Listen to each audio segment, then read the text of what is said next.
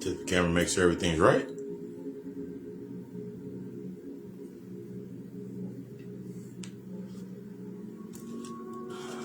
Well, everybody's getting adjusted and the live sending itself out. Let me do this real quick. Do this little invite button right here. Hit that button like that right there. Hit that button. I'm just going to invite everybody. This is going to be one of those nice, deep, let's get into it. Let's make the move. I want y'all to understand something. All this week, we've been getting into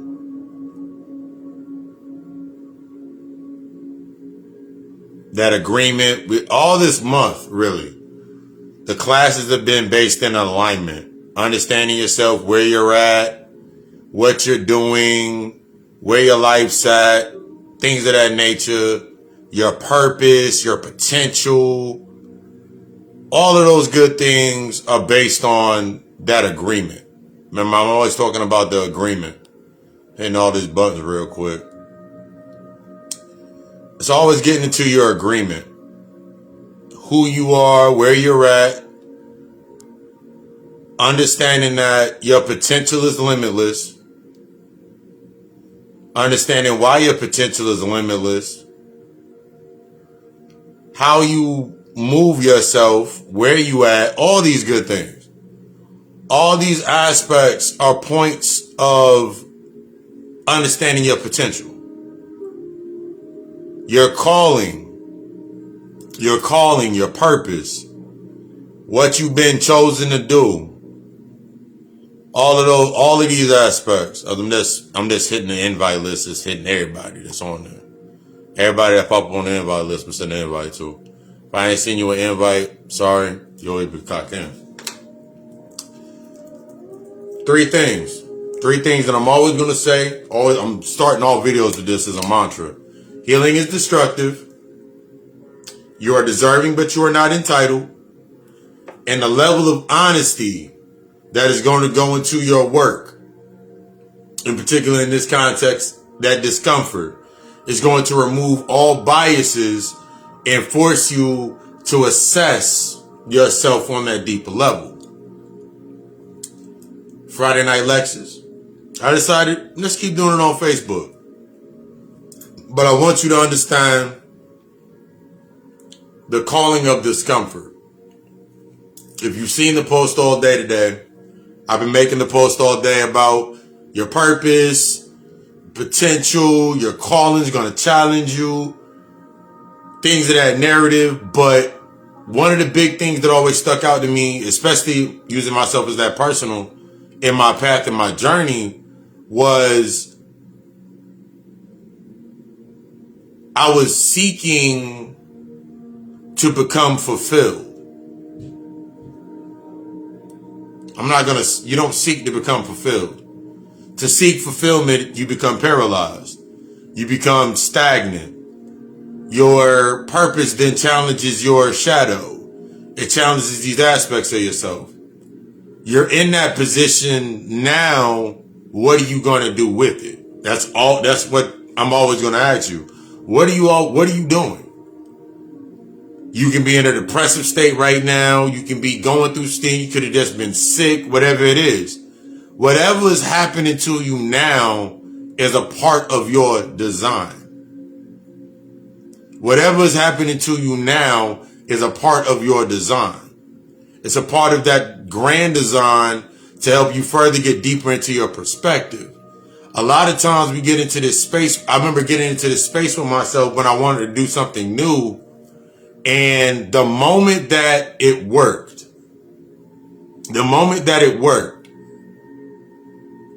I would sit there and be like, you know what?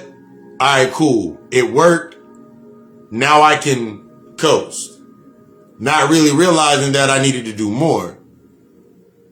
But the thing that stopped me from doing more was that feeling that I did not yet get into, the feeling that I did not yet assess, the feeling that I did not get into yet, what brought me into that space in the first place. And that, remember we getting into that last couple of weeks, that infatuation. So with this infatuation for the new job, oh my God, I got the new job. They pay more. They're better with my hours. They're better with my hours. They're more understandable. Things of this nature. So I would start to coast. My old habits would come up. My old patterns would come up. My spending habits didn't change. So right around the same time with my job, with the relationship, with friendships, around the same time, guess what would pop up? The same shit. Same habits, same problems, same issues, same things. But I had to understand, when you're stepping into your space and you're going into it based on the experience to learn, that opening yourself up, that becoming of yourself, you're stepping out of that comfort I'm always talking about. Remember, comfort is reaction. Comfort is reaction. Stability is, we confuse our stability with being stagnant. We confuse our comfort. Comfort is simply being reaction. We confuse ourselves in these certain aptitudes with ourselves because of the pattern, not having the plan. I'm finally getting what I want. So now you start to slow down. Naturally, because as you seek fulfillment, to have something fulfilled, you become paralyzed. You reach rigor mortis. You start to die. You start to die. The moment that you get into a relationship and you're getting everything that you want, you start to die. The moment that you go into that job, that the job of your dreams, the job that's working for you, you start to die. The moment you go into that new friendship, relationship, whatever it is, you start to die. The death is almost immediate. Rigor mortis starts to set in.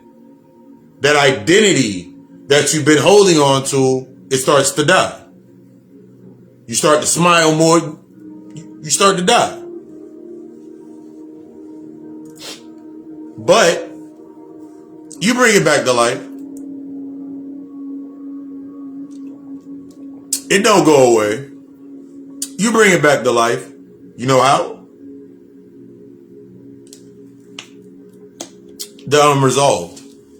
Remember, I'm always talking about the unresolved create your space.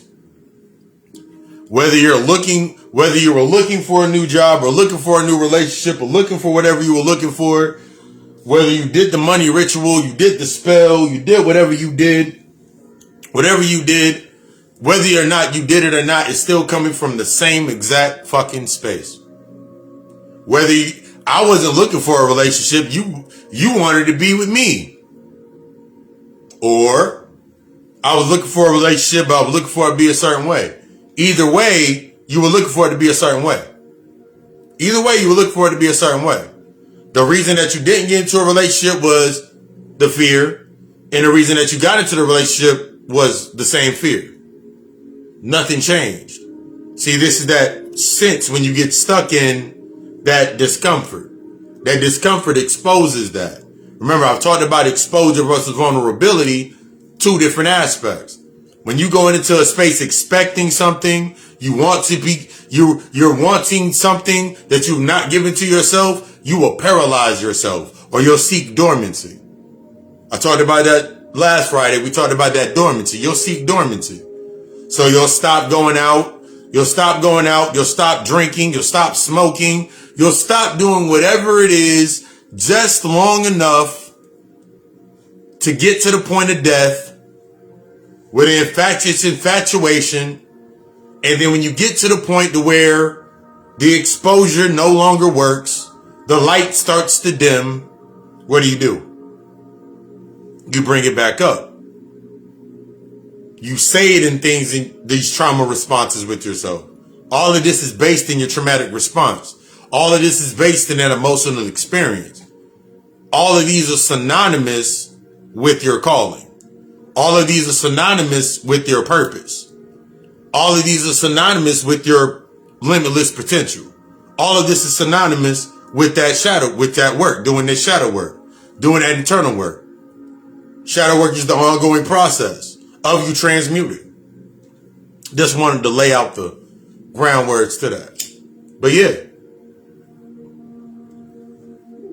your true purpose is going to challenge everything. Your true purpose is going to require more.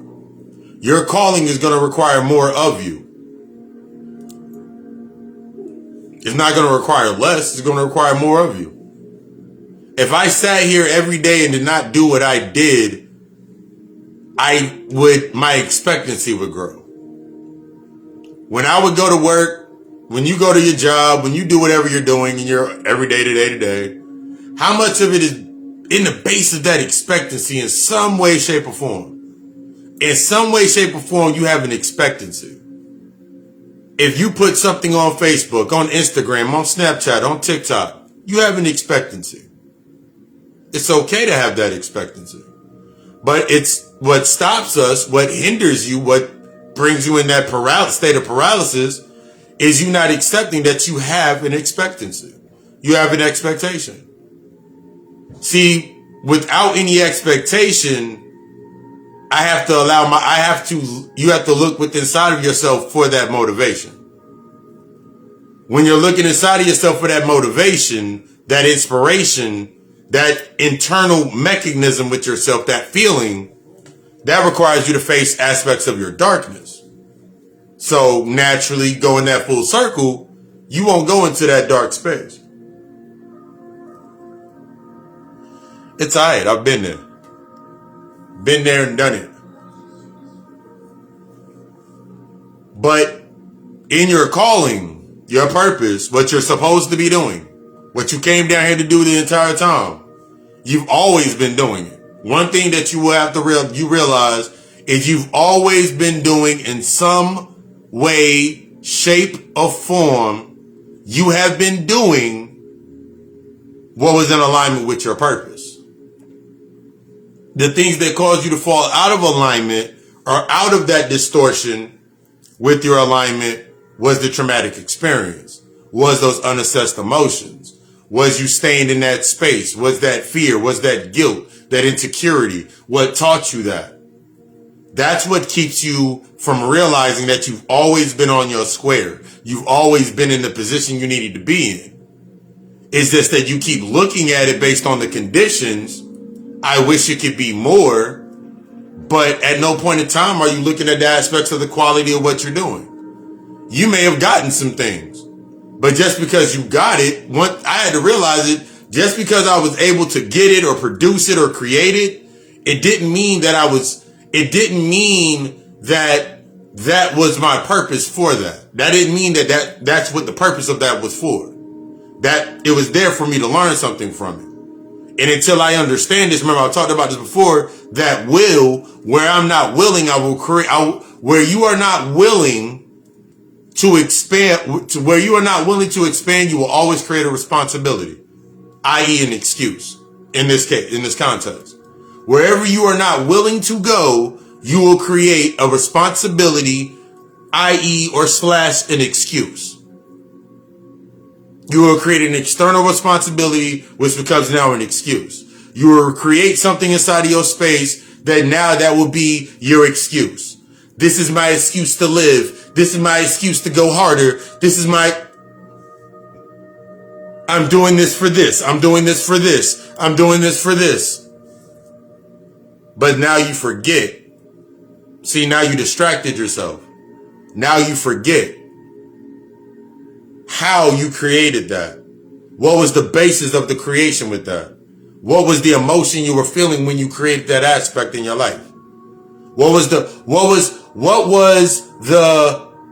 emotion the state of your mindset that you created when you filled out that job application.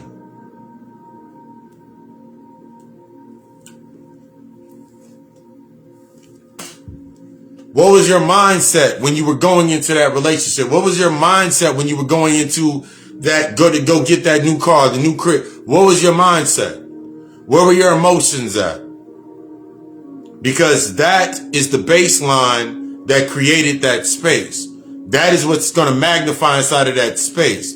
That's what will always have to be present inside of that space. So that becomes that filling, the filler, the preservatives inside of your shit. So now you're sitting in your space and you're wondering why you can't go any far.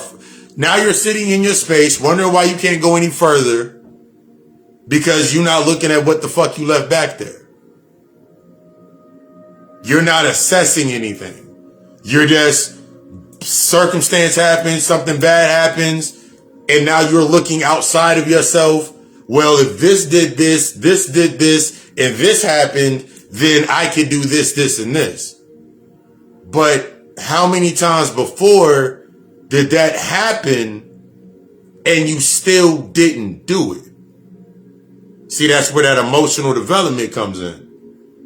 It can be not, I've talked about it before, like earlier this week, we talked about that original agreement. What is your original agreement? What is your contract split? Some of you are still living in that 60-40 complex. So everything that you're getting is based on 60% of your work. So you only get 40% of the pay. You're getting 60% of your work. You're putting in 60% into the pot, and you're always getting 40% back. Hours, relationship, French, you're always getting 40% back. And now you're wondering why you're not getting any more, because you're at the bottom of the aspect. You're at the lower end of the aspect. You're at the lower end of your emotions. You're still in fear. You're still in regret. You're still living in doubt. You're still living in fear, regret, doubt, insecurity. You're still living in the lower aspects. So you will only receive the percentage that is allotted to the lower or to the physical or to the material aspect. That's all you're going to get. Meanwhile, everything else going to get the 60. Everything else going to get the 70. Everything else going to get more than you at all times. See, our mindsets, we've set our mindsets to always put out more we put out more than we ever receive with the assumption. So I've broken down this fraction before. So think about it like this. You spend 70% of your day worrying at work, worrying about shit. You spend 70% of your day in that space. 30% of your day you spend working. Greetings. 30% of your day now is the work in the physical sense. Go to work, do everything that you do. But you're only you think that you're at that 30%, but you're assuming the entire time because of what's on your mind. I want you to think about this. 70%. Remember, I've talked about this 70% before. 70% is that fraction broken down into 30% is the intention that you set. 40% is what's going to feed that intention. So if I set my intention based on job, work, whatever it is, and I set my intentions if I set my intentions to go to my job, do whatever I'm doing inside of my day, and I set my intention, 40% is what's going to feed my space. But if 30% of that 40% of my mindset, if 30% of if 30% of the 40% of the other 40 of that whole 70 is I have not dealt with it. It's shadows that I have not dealt with. It's repressed memories I haven't dealt with. That's now in play. So I only have 10% of my mindset. I only have 10% of my mindset to play with, to have any sense of control And now that's based in the emotion. So now my thoughts are already pre-locked in. So I got 70% in this factor. My mind working against me. 70%'s up here. So now I got 40% of that is my traumas, experiences, shit I ain't dealt with. 30% is my intentions to try to do better. But I take that 40%, and from that 40%, it's only 30%. So I'm only still working at half. Then I only got 10%. That's my emotions. So when I go into my space, the physical realm, that 30% that's down here, it's already eaten up by what's already in play. So now that 30% down here has to be broken down into feed my thoughts, my old emotions, the things I haven't dealt with, to activate and run through my emotions. So I only have 10% to myself. I only have 10% to use. So now I'm wondering why. So now I'm wondering why every single day, I'm burnt out at the end of the day. I'm wondering why I'm always tired. I'm wondering why I'm always burnt out. I keep wondering why I can never reach my greatest potential. I keep wondering why my life ain't the way it need to be. So what I'm looking into my space for, I'm gonna blame my conditions on everything else. I'm gonna look at everything, no matter what information I take in, I'm looking for recognition to why I'm where I'm at. But at no point in time am I taking that self-assessment to being like, you know what? I'm at where I'm at because of this. Okay, cool. But whose responsibility is it for me to, it's nobody's responsibility to help me understand my emotion. It's nobody's responsibility to not understand, but rather it's nobody's responsibility to coddle my emotions. It's nobody's responsibility to coddle my thoughts and my traumas. It's nobody's responsibility to keep doing that same shit. It's nobody's responsibility to do that.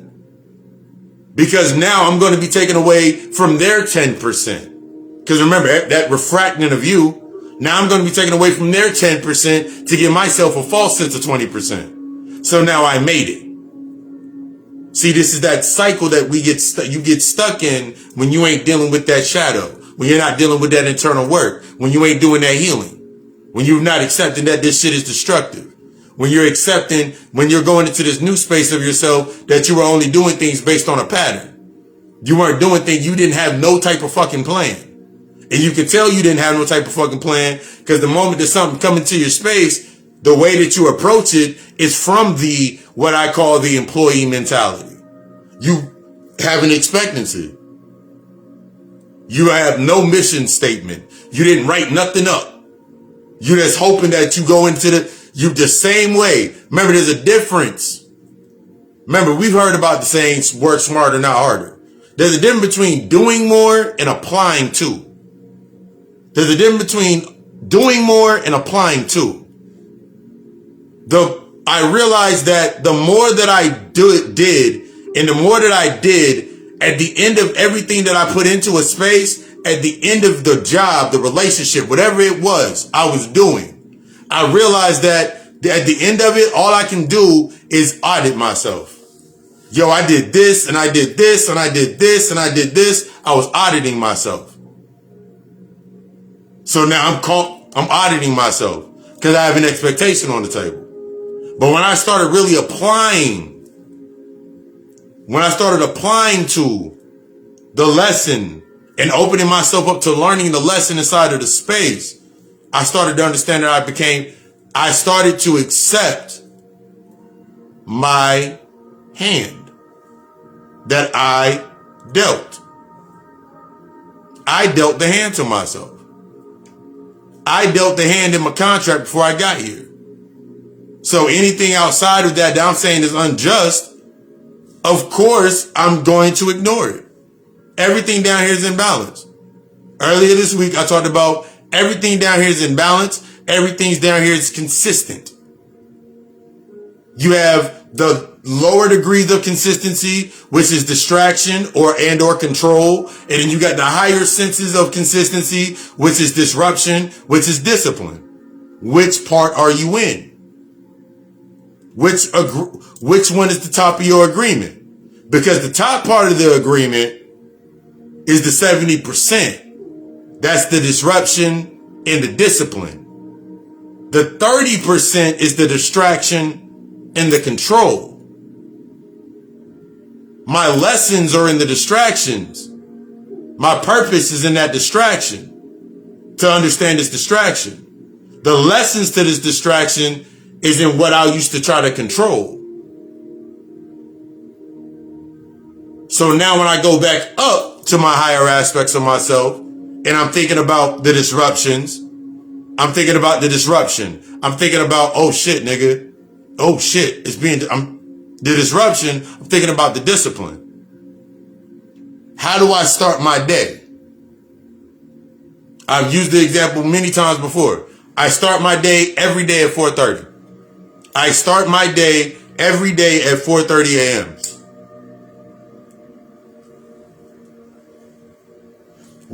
It don't matter whether I get out of bed or don't get out of bed, leave my room, don't leave the space.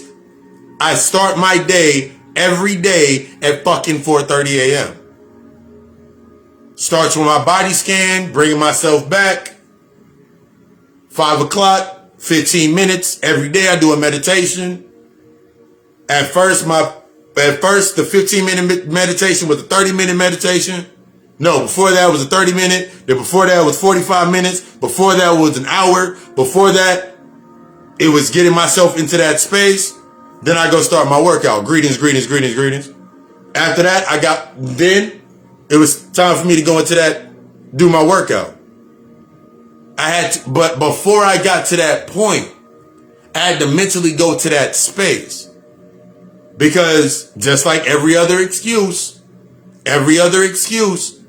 man, I gotta go to work early in the morning. I gotta go to work early in the morning. The same excuses that I was using was based on me not taking any accountability. Regardless if I have to go to work in the AM, I have to discipline myself to when I'm laying myself down. Instead of me stuck in my mind from a space of the victim or the lack mentality, always trying to get something new, trying to chase some shit, limiting myself, cutting myself short, cutting niggas off, getting stuck in that paradigm with myself, then blaming everything else. At the end of the day, you just start blaming everything else. Man, it's because, man, my boss ain't shit. If your boss ain't shit, then why do you stay? Man, because I need to make money. I gotta pay bills. All right, next question I'm gonna give you the answer to, like, what is your budget? Do you have a plan in your budget? Have you assessed the true budget? Do you know your spending habits? Do you know what your spending habits are based in? Do you understand that, okay, cool. Yeah, man, I ain't never really looked at a budget. All right, cool. Do you realize that everything you do down here in the physical realm is based on emotion? So my emotional intelligence automatically becomes, and I've talked about this before in lectures, in classes, my emotional intelligence is my financial intelligence. My emotional budget is my financial budget.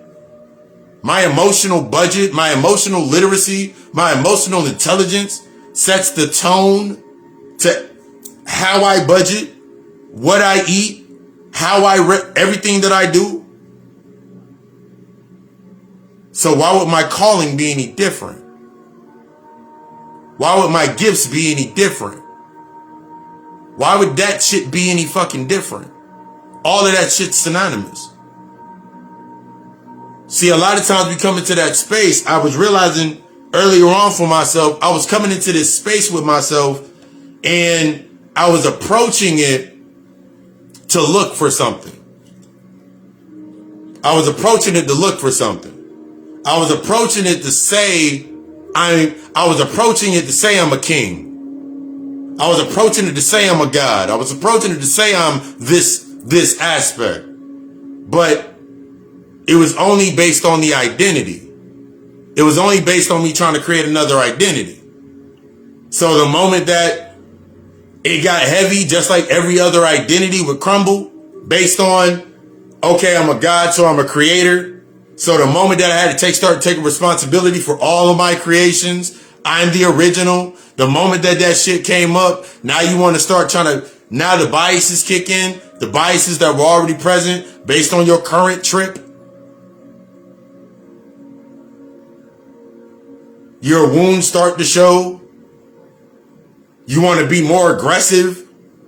And you thought, because you thinking aggression is what the masculine is, but now you start to understand that that's the wounded aspect. Because the true divine masculine is gentle. It's gentle. It's assertive. Its energy speaks. Your energy speaks more. Rather than you having to. But now you got to assess where you were afraid to speak up at. What was that first time that you saw in your life that you were afraid to speak up? When your dad when your dad, stepmother, stepfather, mom's boyfriend knocked your mom upside the head and you lost and you didn't speak up or you got enraged. That's where your energy's locked at. That first time you saw your dad go up against your mom's head and you sitting there and you couldn't say anything and you cried. Or the first time your mom told you some shit and said no, or told you to go to your room, and all of these aspects on some simpler shit, or that negative self-talk, you alright. Those are the things that you haven't assessed. See, when we think about these traumatic experiences, we always want to think about the deep shit. The sexual trauma. I didn't have sexual trauma when I grew up. I didn't have this happen. I had da-da-da-da-da-da, do-do-do-do-do. But I'm talking about the things that really made you stop. That's surface level shit. If you ain't getting past that, then you ain't gonna get to the deeper level shit. You get stuck in that space. So now when your calling comes, that movement, that next step for you comes, and everything that comes up that you need to deal with, it's only reflections of what you haven't dealt with yet. That's all that it is. Before I came to the point that I'm at now, there were things that I had to there were decisions that I had to make because it was more mental. It was decisions that I had to make. It was decisions and choices that I had to make. And I had to honor my truth. And I had to live in it. I had to sit with it. But if I did not yet already do the previous work internally, dealing with my old demons, dealing with that darkness, then I would seek recognition or make that whole list of things that I did do based on this, and this. Instead of understanding that my stability, my structure ain't got nothing to do with the external byproduct. That comes naturally. The more that I'm in tune or attuned to that, my understanding where I'm coming from, now I'm going to be sitting in a space. I'm going to be like, you know what? Oh, yeah. Because it don't matter what the fuck I do. Because I've said this shit before.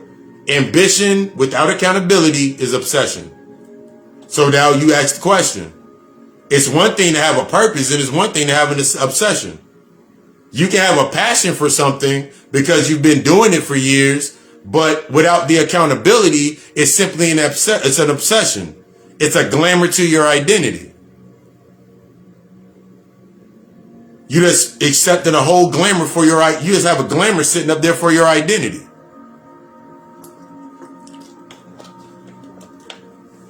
Man, I hustle and okay.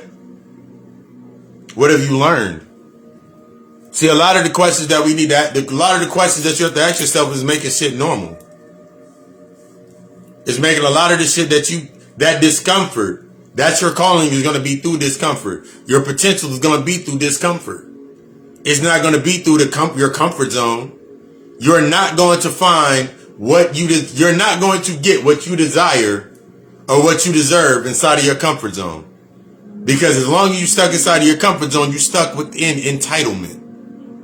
Because you have nothing built or you have not created anything for it.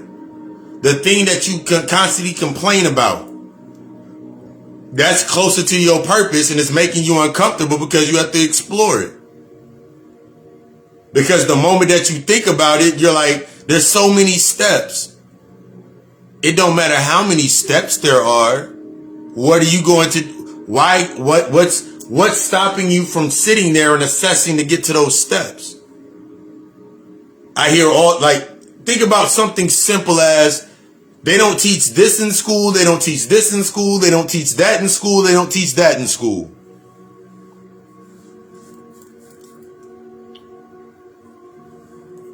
They didn't teach me that in school. Okay. When are you going to step up to the plate and start learning certain things?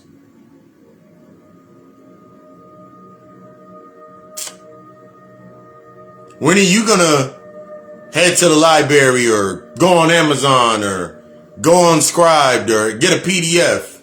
Also financial literacy.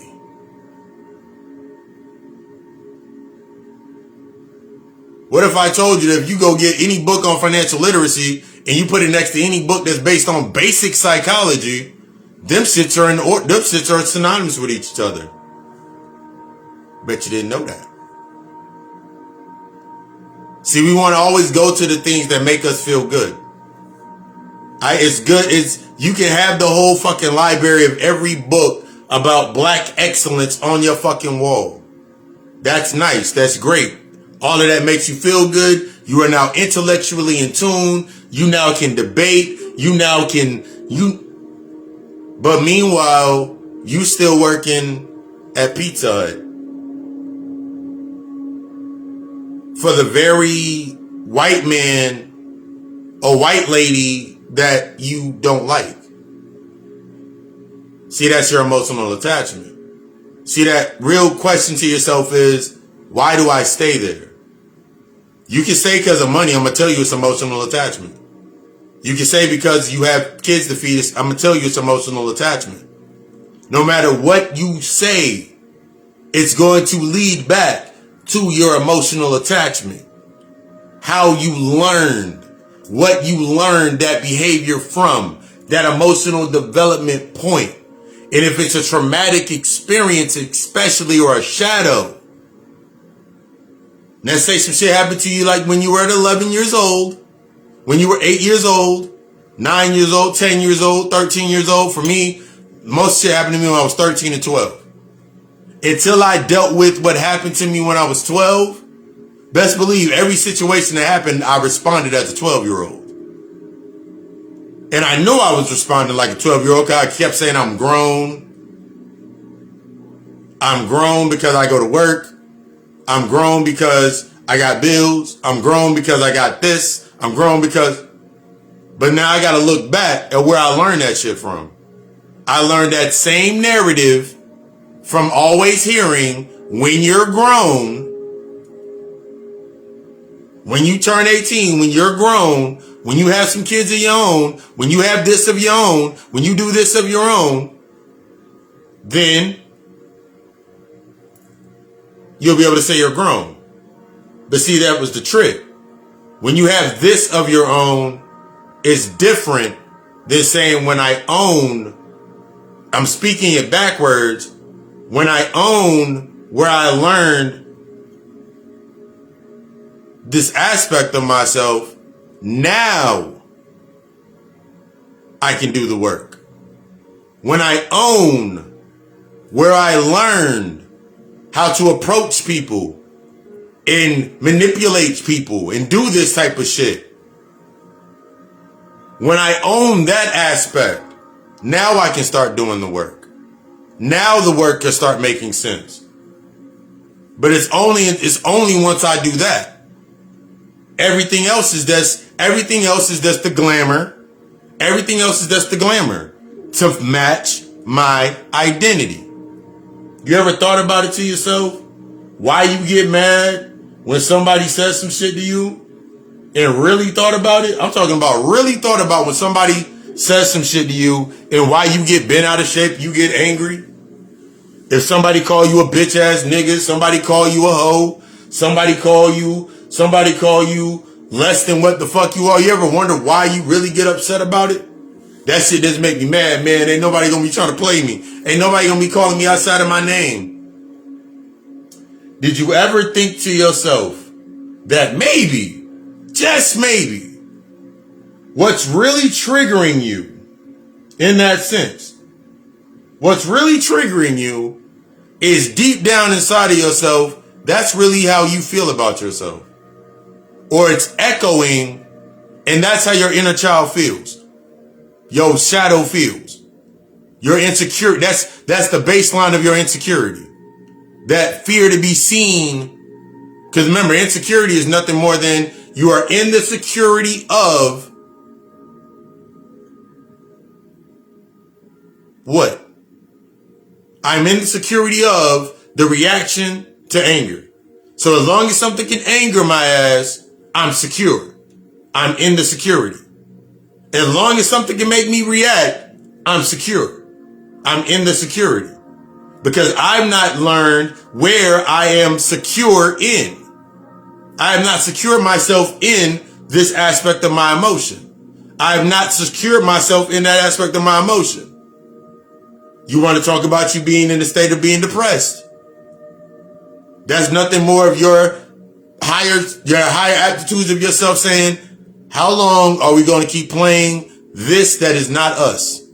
How long? Why are we accepting this? What do we get from this? Why are we in this position? Why do we keep going into this space? Why? These become those narratives that become that keep you. These are the aspects that when your purpose, your calling, your potential, your perspective, your intuition kicks in, it challenges the thoughts that you have left stagnant.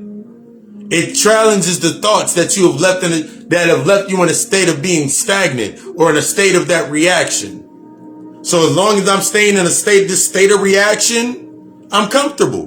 Because remember, reaction is nothing more than comfort. That's why you stay at the job, because you know exactly how to respond. You know exactly when to call out. You know how to call out. You know exactly what to say to go back. Hey, I was tired. I was sick. You know exactly what lines to run to stay comfortable, to stay in the space, to keep doing what you're doing. But the moment that it don't work no more, now you exposed. Now you like, oh shit, my life is not where I thought it was going to be at. I should have did this and I could have did this. But it's your pattern. See, I'm always talking about the aspects of the difference between that pattern and that plan. My potential destroyed all my patterns. My purpose and my calling destroyed all my patterns. It forced me to face all of my patterns. Because one of my biggest patterns was based on acceptance, was always trying to remain seen. Always trying to remain seen, remain relevant, i.e. staying in emotional relevance. And no matter what, so if motherfuckers was angry, I had to be present in their anger. It's okay. It's all right. You're right. But I had to listen to the conversation. You're right. Yeah, you're right. But then the moment that I would say that, you know, it erases everything you say before that. But when I really started looking at, oh, what is this showing me? You're mad. They're having an argument. I had to understand that even with my own arguments that I'm having, every argument that you have, it's the inner child speaking. It's that emotional relevance speaking. That's what's having the conversation. You're not having the conversation.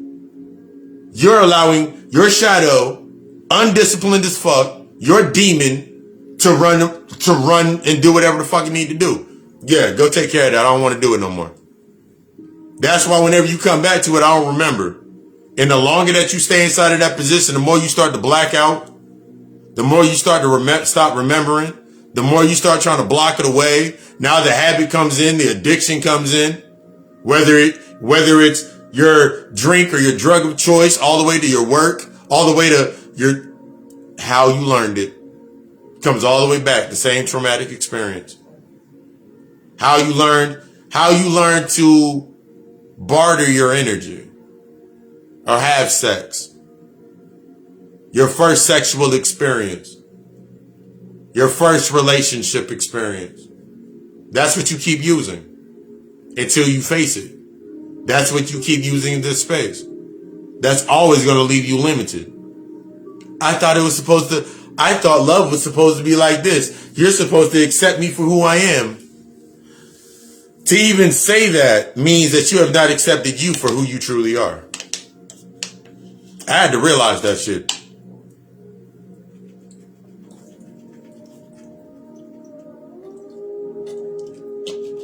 Because before that point, I'm living from a state of rejection. Before that point, I'm living from a point of guilt. Before that point, I'm living from that point of that neglect, that negative self-talk. I remember, I'm going to give example I was thinking about while I was on my walk. I was thinking about when I would be at my jobs and they would tell me good job and I didn't know how to respond. Didn't know how to respond. And when I did respond, it would be like, there's no issue, no problem. That's what I'm supposed to be doing. But, stuck in that same polarity, remember that contrast. When I didn't get the accolade or the credit, now I be angry. Now I'm mad. Niggas don't notice what I'm doing all this hard work. Motherfuckers don't understand. Okay. But I had to realize that the same reason I was expecting it and didn't know how to say thank you for it or take the appreciation for it or say much gratitude like I say now, the only reason was the same reason that I wanted to say. Because in my mind, that thought process was, if I say thank you, if I say I appreciate it, then it would stop.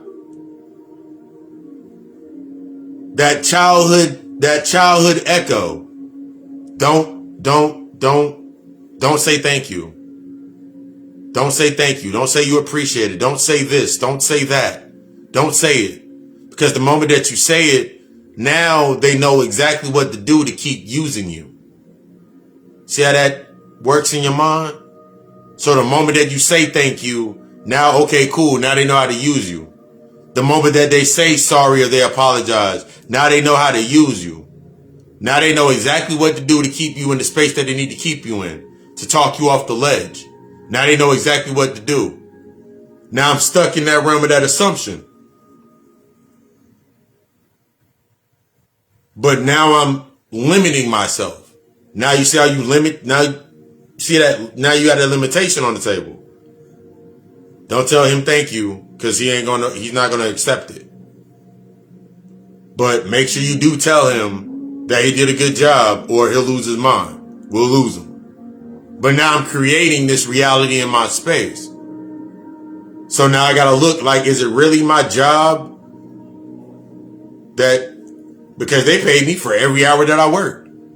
They paid me to go take a shit on the toilet. They paid me to go outside and smoke. They paid me. But because I had that expectation, it's that subtlety. It's that subtlety when you go into that space. It isn't, we always want to think, we want it because we're so used to everything being right there and we're seeing it and it's all big. That's not what it is. That's, once it's gotten that big, Bobby Hemmings talked about that shit plenty of times in lectures where it was like, once it's on TV, it's already done. Once it's on the surface and you're reacting to it, it's already been done. This is how you live inside of your pattern. Once it's been done, now we can get so dead slot and stagnant because once something's done to you, now everything is gone. Everything that you learned up to that point, now meet the but. Now meet the what. Now meet the when. Now meet the how. The moment that the how, the what, and the when is now in play, everything before that dies. Everything before that, bad. Everything before that, worthless. Does that sound familiar to what the fuck you got left in your subconscious? Does that sound familiar to the story that your mother told you about your dad? Does it sound familiar? Does it sound familiar to the traumatic experience that if it didn't happen in this life cycle, it happened in a past life, or it happened in a past life? Something that you've done. Because that's the only reason that it's showing up. Because remember, it's the unresolved that creates your space. It's the unresolved that's creating everything that you're dealing with.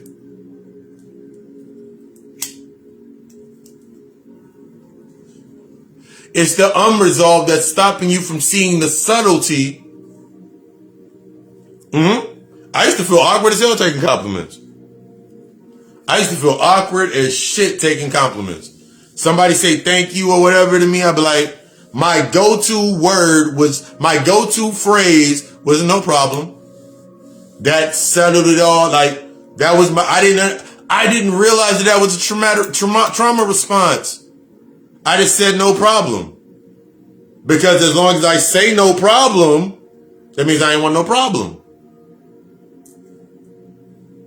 That means it was solved. No problem.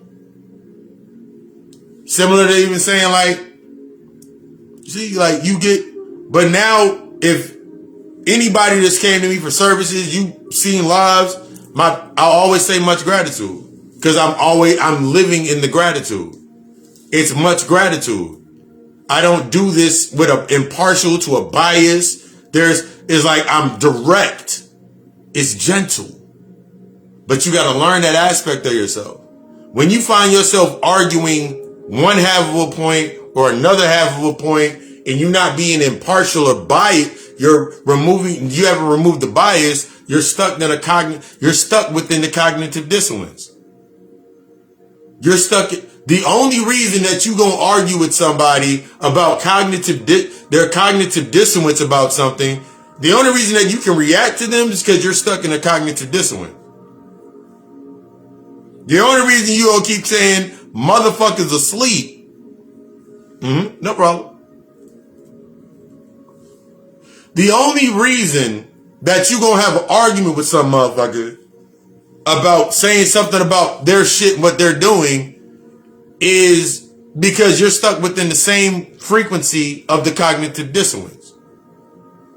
That's the only reason that's available for you to go battle against. That's the only reason that conflict is available. Because it's letting you know that there is a conflict that is present within inside of yourself.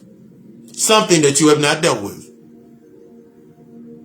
You ever met somebody that likes to go seek arguments? Man, I ain't standing down from nobody. Oh, really? Okay.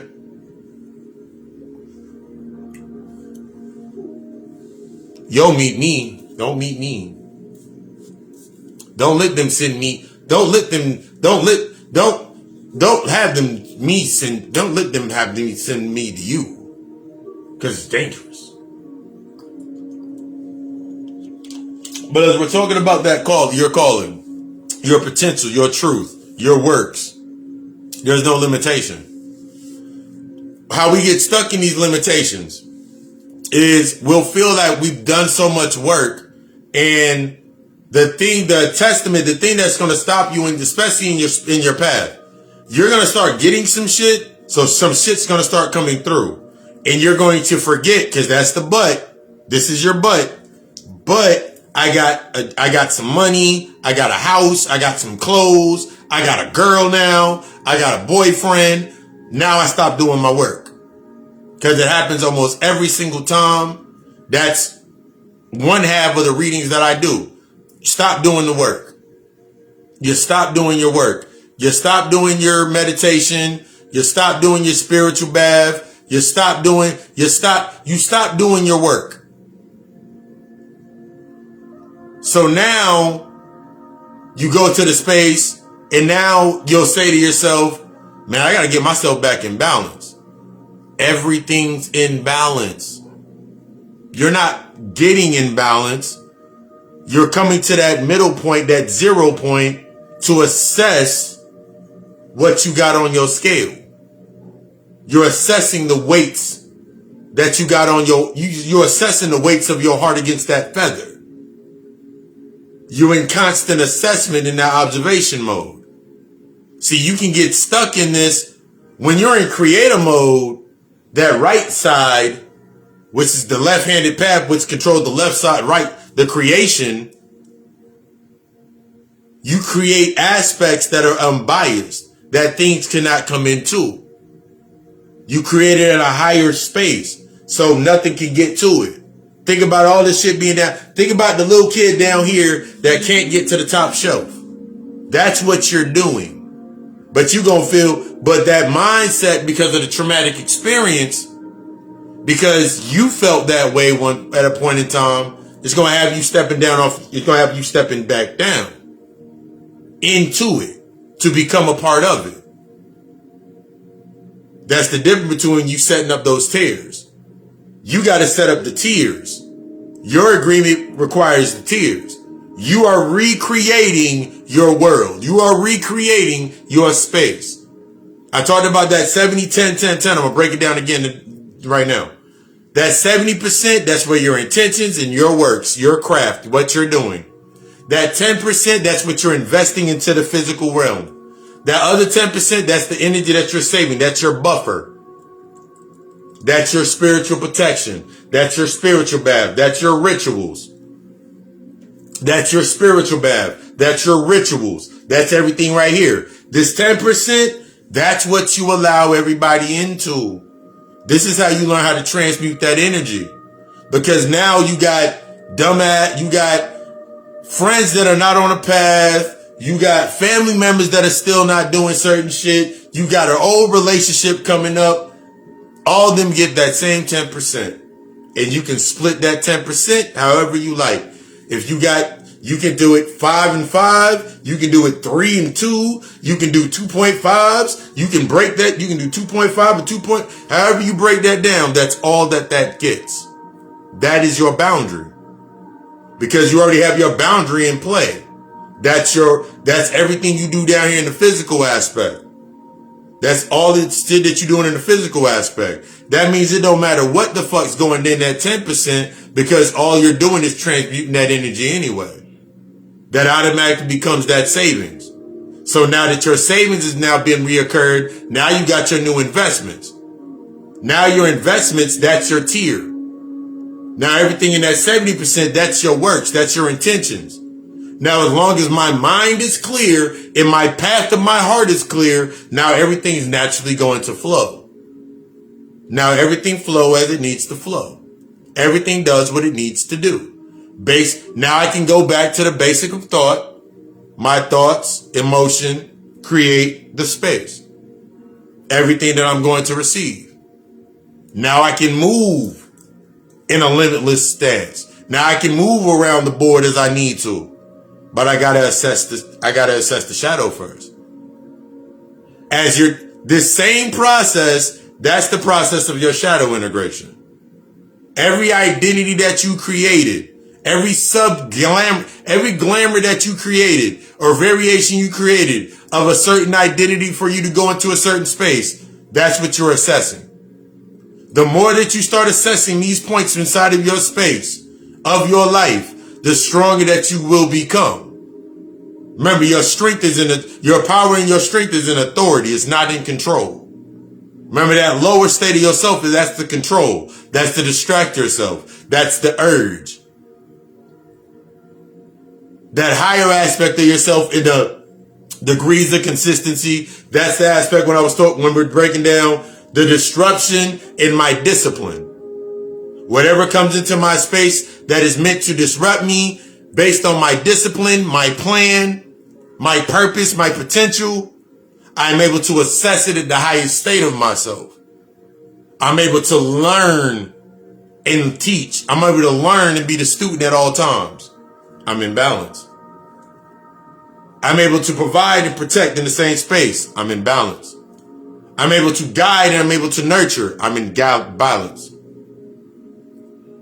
As you're going up the Jed pillar, the Kabbalah, all of these aspects, that's what it's breaking it down to, your emotions inside of this space. So without you understanding your true, I don't know what my potential is. I guess I'm going to, that may not be your potential.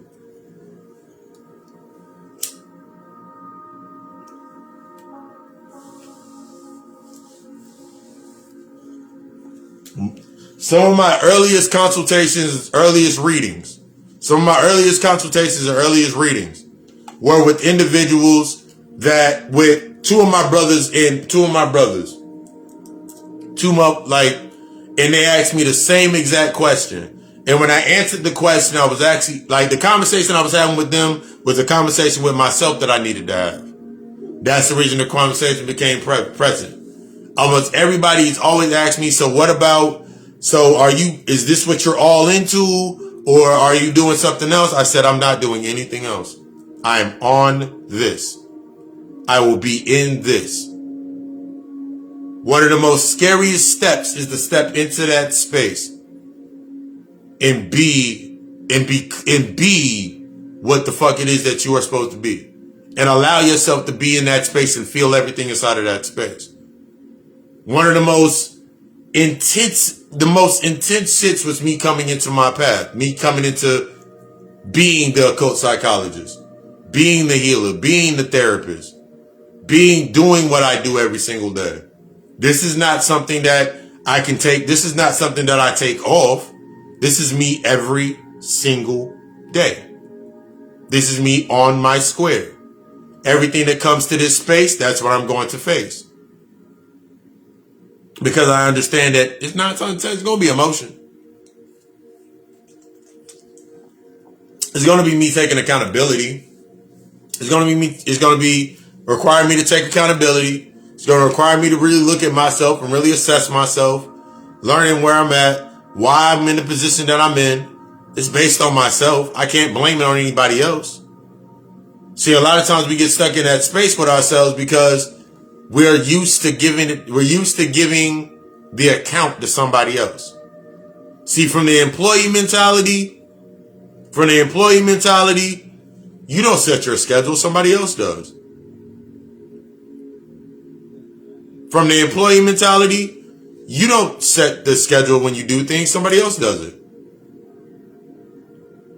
From the employee mentality, you don't set the schedule when you go to the gym, somebody else does it. Something else does it for you. When you get into the relationship, you don't set the schedule for yourself. You let somebody else do it. That somebody else is that other aspect of you that you haven't dealt with yet.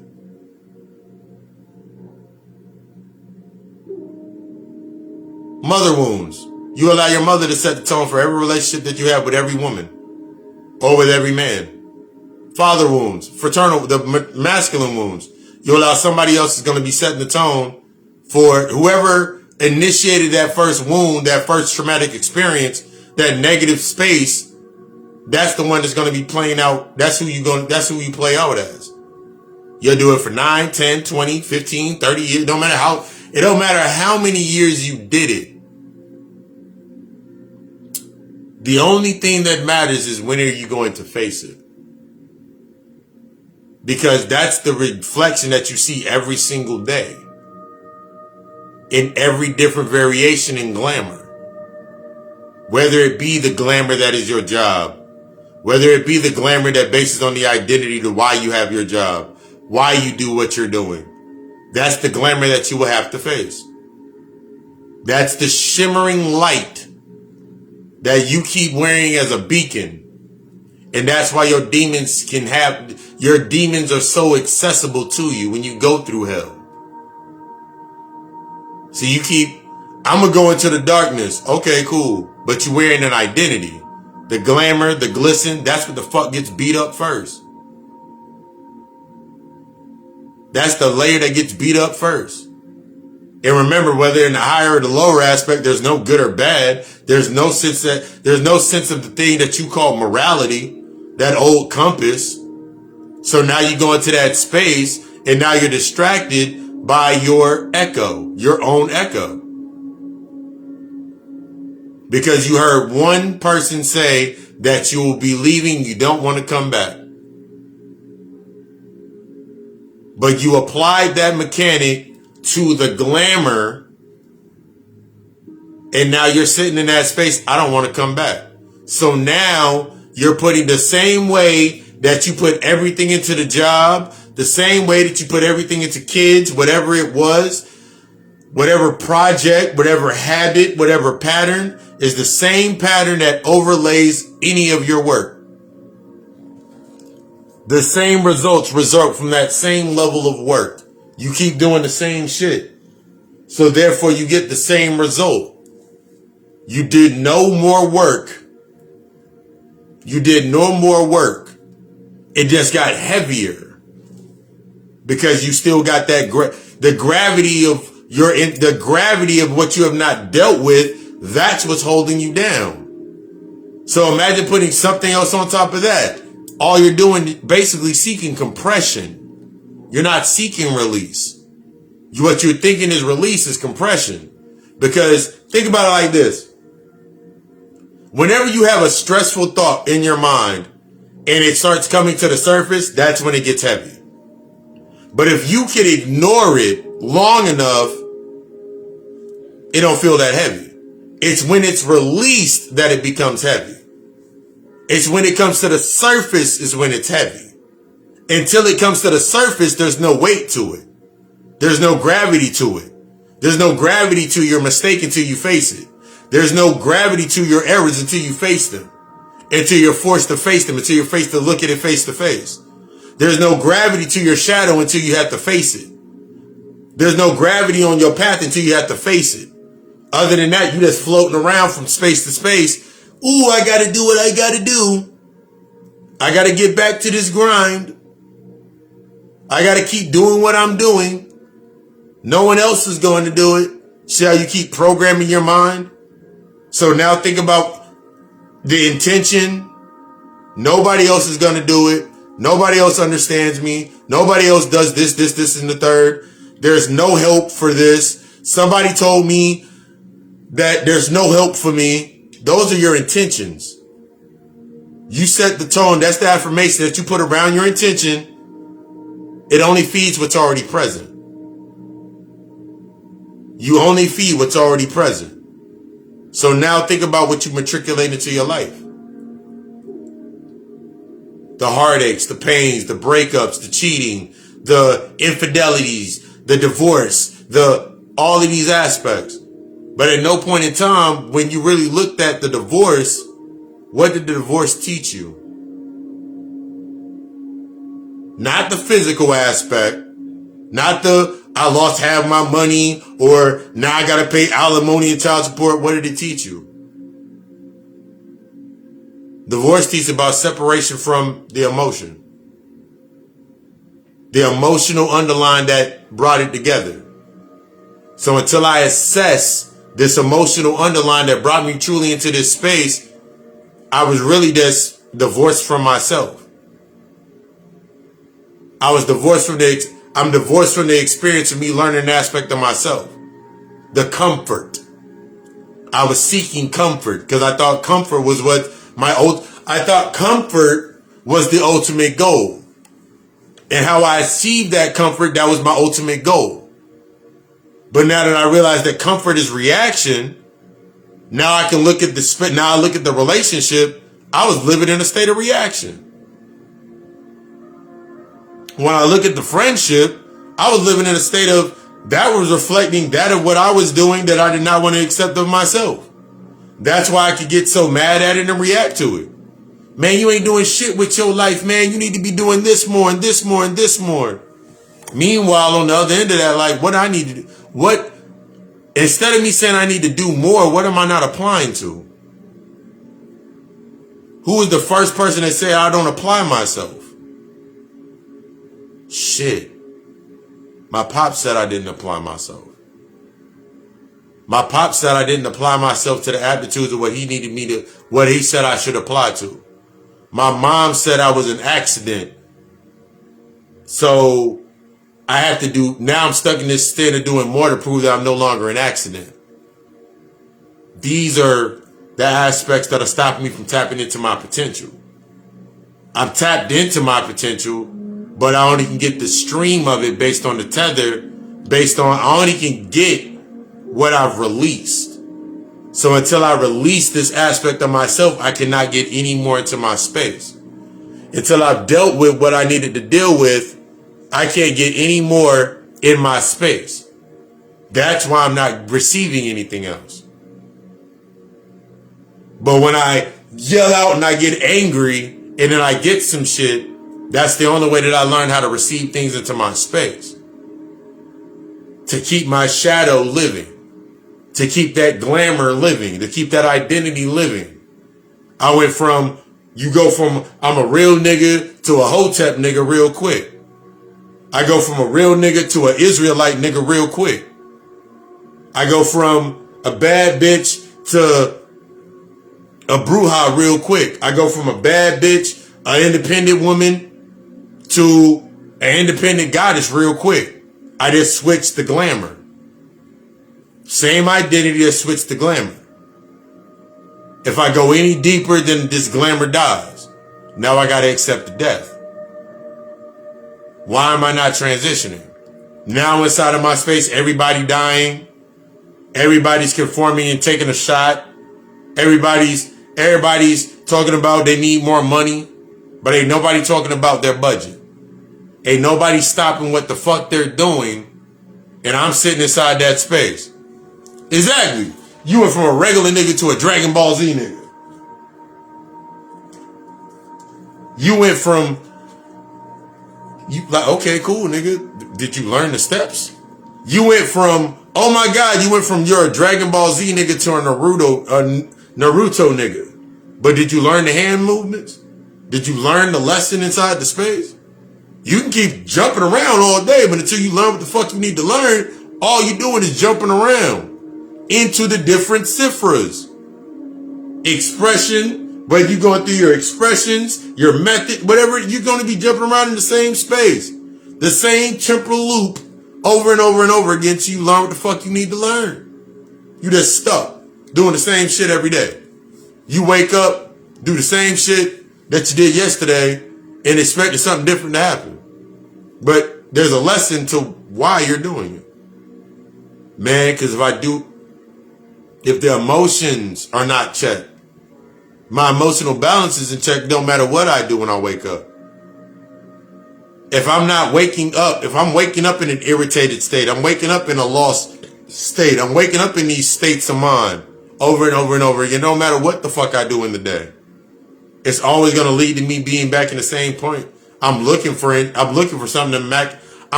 something to suppress my irritation just long enough to get through the day.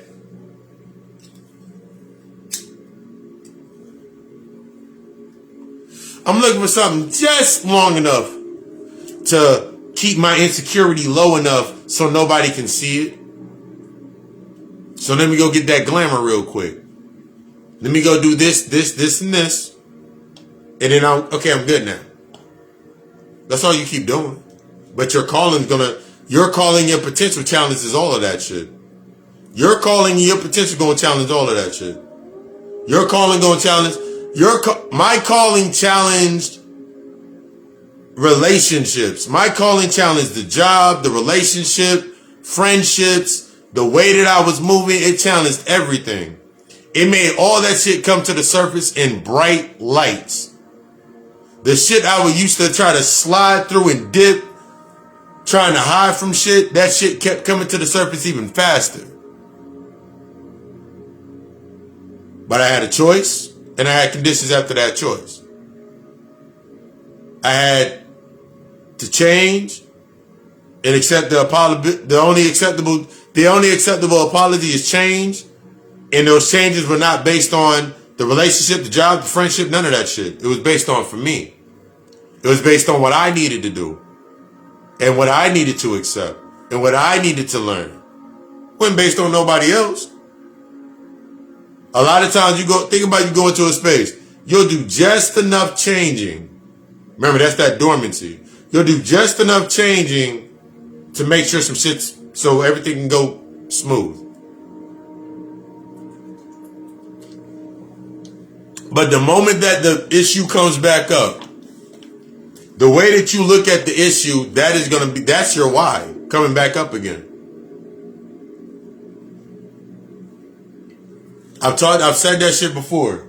90% of what you do inside of any space, based on the unassessed, the unlearned emotion, is to set the tone and to tune the space to match your internal argument. Whatever your internal argument or arguments may be, every time you go into a space, the identity that must live, the I, the id that must live, the only way that it flourishes inside of that space is based on that argument. As long as that argument lives, the identity lives. Should it be good? Should it be peaceful? Should it be happy? Should it be great? But true peace, happiness you have to irradiate. It has to be of you. You can't get that shit if it ain't of you. You can't get peace if peace is not of you. This is where the manipulation comes in. This is why somebody can bring you peace, but the more peace they bring you, in the back of your mind, that conversation, I'll never be able to repay them.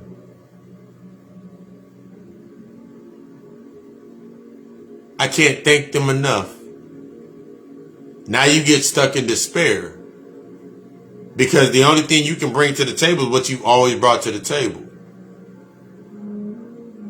That's why I always say healing is destructive, because you're becoming an entirely different person. Everybody that has known me from this point till now, from the points from before till now, I'm not the same person.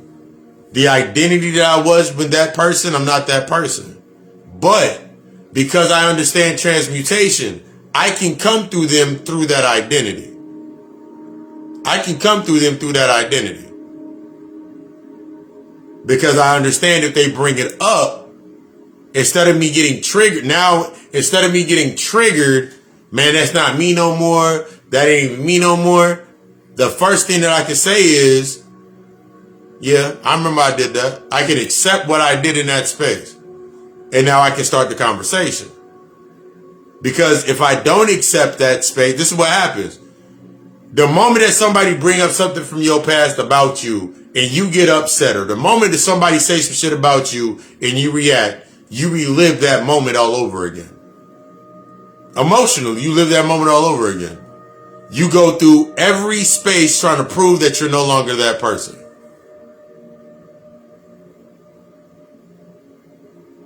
But you don't accept it. The only reason you can get triggered by it because it's a point of view that you're not accepted yet. The only reason that you can get triggered is a point of view that you haven't accepted yet. Like, damn, I thought I dealt with that. I thought I handled that. I guess I didn't. See, that's the aspect in your calling. Anything that's calling you to be of the heart is going to dishearten you. It's going to show you all of your disheartens. Everywhere that you were disheartened, everywhere that your heart was broken, everywhere where your heart was broken, shattered, taken apart, anything that's based upon the path of the heart has to come to the surface.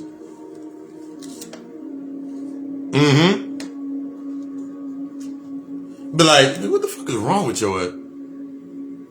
Really? Nigga. Is that, yeah. Shadow looking at him like, nigga, we had this conversation before. We knew this was going to happen. Exactly. They be like, we knew this shit was going to happen. Why you didn't Nigga, we got a choice. Either we gonna deal with it or not. Why are you making this shit get you mad? Like, it's hard. Like, it is so hard for me to get upset now. I can't it's like getting upset, getting mad, getting triggered. It's damn near, I'm not going to say it's impossible because everything is possible. Everything's plausible. But the potential for it to happen is so damn low. And since the potential of that, the risk factor now is so low, my application process is like up here. The lower the chance for something to get to your ass, knock your ass off your square, the higher and the more tapped in you into your energy and your potential. The more infinite you become, as y'all see the tattoo on my wrist. The more infinite you become. It's when you have not yet assessed that. The only thing that can fuck with you, get with you, knock you off your square, knock you off your pivot, is the shit that you, peace, is the stuff that you haven't defined yet. The only reason some shit can get to you is because you have yet to define it for you have yet defined it within the aspects of your potential as a resource for you to learn from. That's the only way some shit gonna get to you. Well, that's the chief aspect, and everything else is a variation of that. Very simple. The only reason that something can get to me is if I've not yet assessed or sourced it. The only reason that somebody can get to me and say some shit to me, like, I'll use an example. People talking about the shot. Nigga, did you go get the vaccination? No.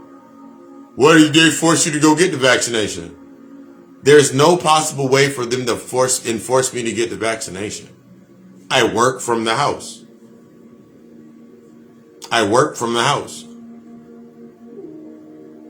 But what if you go to a event and they gotta, I know where the forms are. I can go get the forms. I know I can go get the paperwork. But what if they don't accept your paperwork? Then I guess I'm not going to be doing it in that space. But man, see, they trying to stop and lock you down. How? I got a whole page. I got a whole YouTube channel. I'm creating a subscription site for videos and lectures and classes. So whatever they throw is simply a resource that helps me, that resonates with me until I know I'm in the right space. See, a lot of times you getting stuck in that space because you like, man, they can't stop. They only can stop you from going back. That's all they can do. They only can stop you from going back. Nothing can stop you from going forward. You mad about your job and they telling you get the job, but for how many months have you been sitting there talking about that you needed time to get your business off the ground? See, if you don't define the energy that you're using inside of that space about why you want to get your business off the ground because of the doubt, the insecurity, whatever it may be, that internal argument that you haven't dealt with, then every time that your job do something nice for you or prolong or treat you some type of way, the more you put your shit off. Until you get to a point to where you can't go any further. Because your light only extends. Your light only extends as far as deep as you went into your shadow.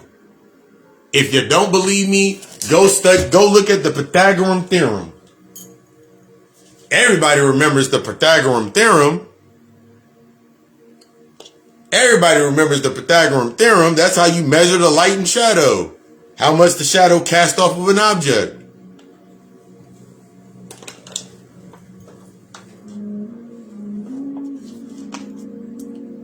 The more larger and dense the object, the more shadow that's casted from it. The object is the light. The shadow is everything that you ain't dealt with yet. Mm-hmm.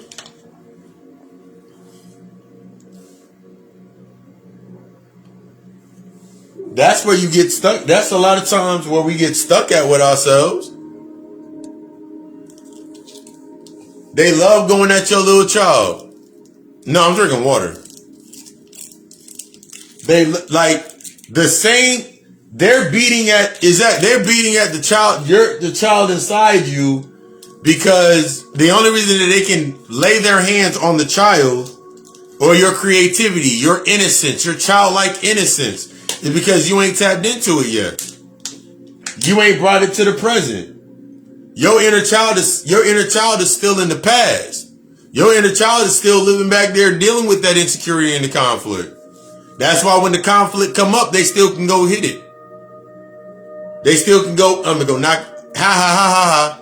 Your imagination ain't shit. You ain't creating nothing around here. And then you get stuck, but like, see, that's why I don't do shit. That's why I can't never be happy. That's why I can't never do this. That's why I can't never do that. Giving yourself the same damn conversation. I know, I used to give myself that conversation all the time. Even to the point with myself. One of the biggest things that I've been working on for like the last year. One of the things I've been working on for the last year is everything that I say I'm going to do is not only doing it, but honoring it, not doing it in particularly like jumping out and doing it, but anything that I say I'm going to do, I assess and see if I got a plan to go to it. If it has a coinciding plan to go with my overall potential of being that limitless aspect. It changes the entire way that you do things. Use an example. For now, right now on TikTok, when I'm going on my runs, like if you looked at my story or you see them through my page, I have the dark, when I'm into the dark, that's like right when I do my run. That's when my mind is going off with thoughts and everything. So before I start my run or after I'm done with my run, doing my cool down, create the video. Record the video, break the video down, post that shit on TikTok. That's 4 videos. One video, break it down into 4. Because if it's 9 minutes, if it's a 9-minute video or a 12-minute video, however long it is, I break it down, put part 1, part 2, part 3, quality content. Now I created the content. Before that aspect, I had to learn how to create content. So everything that I had to learn in that plan of me creating content, being a content creator, being a teacher in that space was the first live I ever did. First live I ever did, I'm looking off from the camera. I can't be directly looking into the camera the entire time. Stuttering. I'm saying uhs and ums and I'm not really sure. I'm not really confident with my speech. But I had to learn that was the process. That process, that discipline, that disruption. Whenever the insecurity would pop up, that was the disruption. How do I discipline that insecurity? Not deal with it, not allow it to take center stage, not to sit there and be like, oh my God, there was only 2 people watching the live and nobody's listening to me. Inner child come out.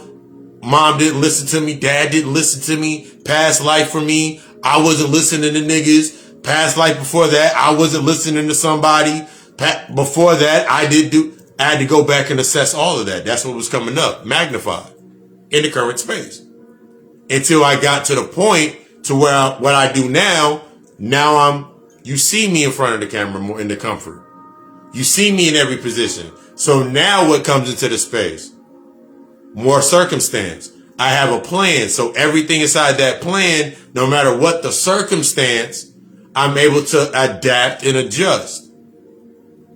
Because I'm not looking at it from this is going to cost me this, and this. I'm not looking at the byproduct anymore. Because regardless of what I'm doing, how I'm doing it, how I'm moving, let me read something real quick.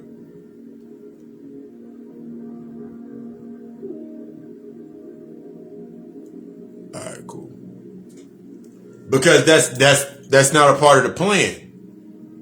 See, when I was stuck in the pattern, if I was still stuck in that pattern mindset, then me doing a live, me doing a video, it would be my quality of my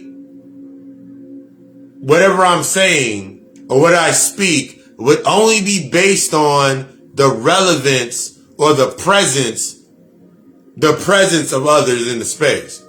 So that means the quality of my tone through anger, through insecurity, through doubt, through some bias, through some internal conflict, that internal argument, it would be based on the presence of others being in that emotional state or triggering them to go into that emotional space.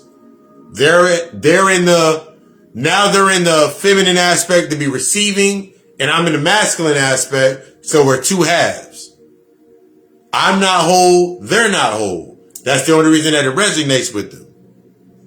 That's the only reason that it goes to them. That's the only reason that it taps into them. Because I'm not whole, they're not whole. So now, me not saying certain things is the same thing as me omitting some certain shit, is the same thing as me admitting some type of guilt or hiding away from my own guilt, handing away from my own neglect. Now when I'm going into space, fully up front, so I get up front, I'm fully up front. So whatever, if something's projecting in space but someone's not being up front, I can see it. So now my clairvoyance is in play. I can feel it. Now I can hear it. Now I can see it. My clairambience is in play. Now my ability is in play. My ability gets stronger the more whole that I become. See, a lot of times motherfuckers running around, they're not whole yet. So the minute now you're stuck in the intellectual aspect, or you're stuck within the karmas. You're stuck within the glamours of the karma, rather than you being in creation. Because everything that you're creating is based on regret, revenge, guilt, the doubt. And now you just keep that cycle going. Because that wound, that trauma takes the other half of that stage. That's how you stay. This is what I mean by you're always in balance. Everything's in balance. Everything is consistent. If I'm speaking from the traumatic space, then I'm always speaking based in the distraction of some things. I'm stuck in a state of distraction. So I got to control everything around me by my distractions. It's kind of like when you were a little kid and nobody was paying attention to your ass until you broke some shit. Now everybody paid attention to you. You had a sense of control. So now you learned through that behavior that if I do something to make people emotionally present, I can live through that relevant of that emotion. So if I do something to make somebody upset, or whether or not I'm doing it intentionally to make somebody upset, simply them becoming upset allows me to hide what I'm not dealt with. Me being upset with myself. It allows me to hide from them. Now, as long as they're upset, when I go into the space, that urge gonna kick in. And this is when we think about that transference of power. A lot of you keep transferring the shit back and forth. That's why you never have to deal with it. That's why you stay in the relationship, or you stay at the job. You stay in these spaces. You stay in these mindsets. You stay not facing the aspects with your family. You stay not facing the aspects with friends. You just keep replacing these parts. Burning it out, burn out the light bulb, put another light in. Burn out the light bulb, put another one in. As long as you can go get some light bulbs, as long as you can go get the batteries, as long as you can go get whatever the fuck you need to keep that space sustaining, you're going to keep doing it. That's reaction being comfort. You ain't stable. You're stagnant. You're not structured. You're complacent. Because there's limitations to how far you can go inside of this space. There's limitations to that space. See, stability, there's no limits to your stability. To my structure, there's no limit to how big I can build my structure. There's no limit to how wide my shit goes. Because there's always going to be a resource for me to make that move. There's always going to be the true aptitude of a resource for me to make the move happen. If it's meant to be. I'm not chasing it, I'm attracting to it. Now I'm getting all the resources that I need inside of that space to move forward. My confidence rises. But since my confidence is rising, I'm no longer in that comfort zone. Now I got to do more. I got to apply to the process. If I'm trusting the process, I have accountability. I have to accept accountability in my process. If I reach to a point where I do not know how to assess it, something will become available for me to assess it. That's how it works on either end of this scale. That's how it works. But on this space is going to be something based on a constriction. Where you're not willing, you will create a responsibility.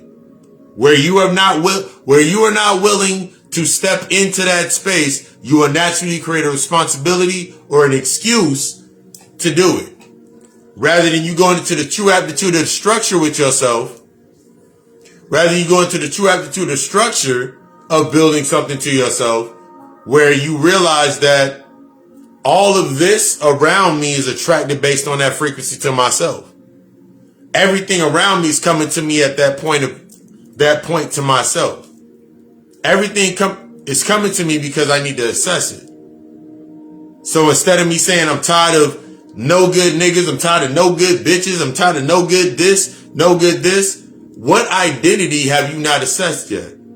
Because at a point in time in correspondence, you were a not shit person. You were a non-shit person. You were in a lack of compassion. You thought you were in a sympathetic space. Sympathetic is in that, when we think about compassion is empathy. Compassion is empathy. It stays in aspects of discipline. It stays in aspects of discernment. It stays in the aspects of you growing. When we think about you caring about some shit or the sympathetic aspect, it's always going to be based onto a bias. The only way that you're going to deal with it is you first have to see yourself in that position. See, through compassion, I've accepted that I was in that position already. That this is the result of my lack of accountability. See, when you stuck in that care, you ain't taking accountability when you stuck in the sympathetic space. Because now everything that you're going to attract based on the sympathy aspect, I felt sorry for him. I felt sorry for her. I felt sorry for him. I felt sorry for that nigga. I felt sorry for him. Why you feel sorry for him? Because I've been there, man. It's hard. Uh-huh.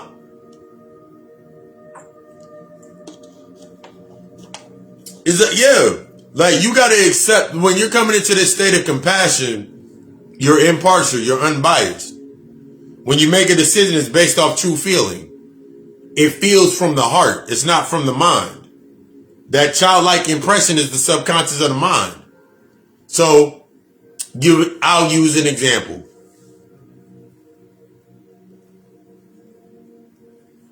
If I woke up tomorrow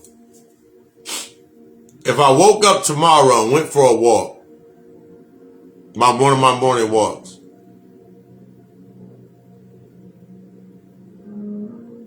what would my mindset be in? That's the most important part for me. I woke up in gratitude for all lessons that it was time for me to learn. So naturally, compassion is active because of gratitude. So everything that I do within inside of that space will be based on the lesson that I need to learn. Now, if I wake up I need motherfuckers to care about me, to support me. Support is under compassion. Recognition is what you're searching for. All of your work, you're looking for recognition for your work.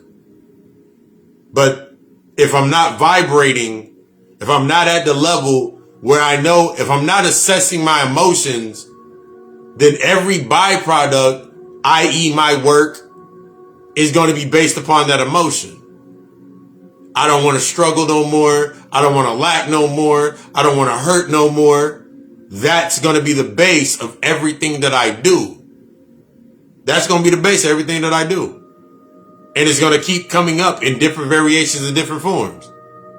I'm going to see the old man on the corner at the gas station and wish that I could give and look at this person with, I could give them, all they want is alcohol, or all they want is whatever. But from the state of compassion, if I go into the gas station and I see an old man sitting outside, I've done this before. I've done this plenty of times. And I see an old man sitting outside and I go into the gas station and it's hot outside, I'm going to go get that nigga a couple bottles of water. I'm going to get that nigga a snack cake or whatever. Get his man that water. And go on about my business. Because I'm not thinking about the 16 people that walk past this person and like, oh my God, how can somebody do something that way? Do somebody that way. And then I'm going to follow right in line with them anyway, because I'm going to say, I wish I could do more. Rather than, nigga, let me do what I can. Let me apply what I can, if I can do this. It changes your dynamic of your space. You start to see things shift inside of your space. Your environment, remember, is only based off your unresolved. So I've already resolved those aspects of myself. I've already been in the states. I've been through the state where I was homeless. I've seen both sides. I've seen both sides of the balance of people being homeless. I've listened to those stories. At the same time, most of the time I spent my time walking around. It was excellent for me. I loved being homeless at that point in time. Ultimately, I owned it. I was like, nigga, I love this. I loved being free. I loved I loved not having any limitation. I loved learning what I was learning inside that space. So then with compassion, when I see a homeless person, now I have a different thought process about them.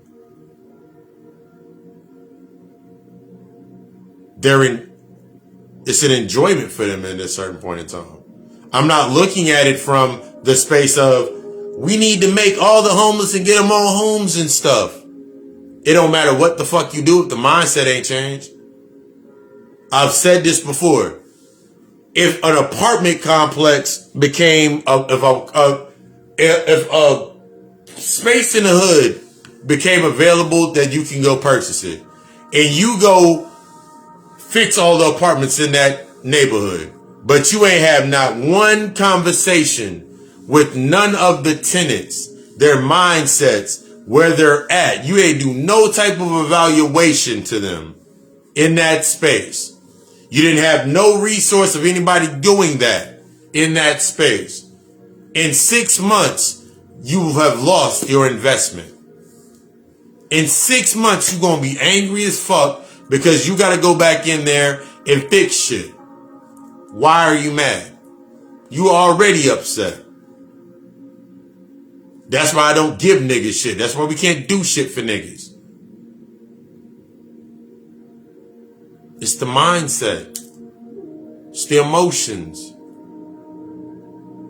You going through your shit and you don't even realize that, oh shit, that's the seed to the traumatic event. That's what that lesson was. Niggas run around not doing shit, not being shit. They going through it. Oh my God. Damn. It make you think about your mother. It make you think about your pops. It make you think about those aspects. Uh-huh. Exactly. Exactly. See, a lot of times we're looking at it from an external aspect or the external narrative. It's like it does you no good that if you're not, it does you no good to build anything if you have not understood the structure. It It'll do you no good to do anything that you're saying that you want to do if you haven't created any type of structure or understand the aspects of the resource. Like me, I know my base position is what I do now. This is my base position of what I do. This is the base limitless potential through it.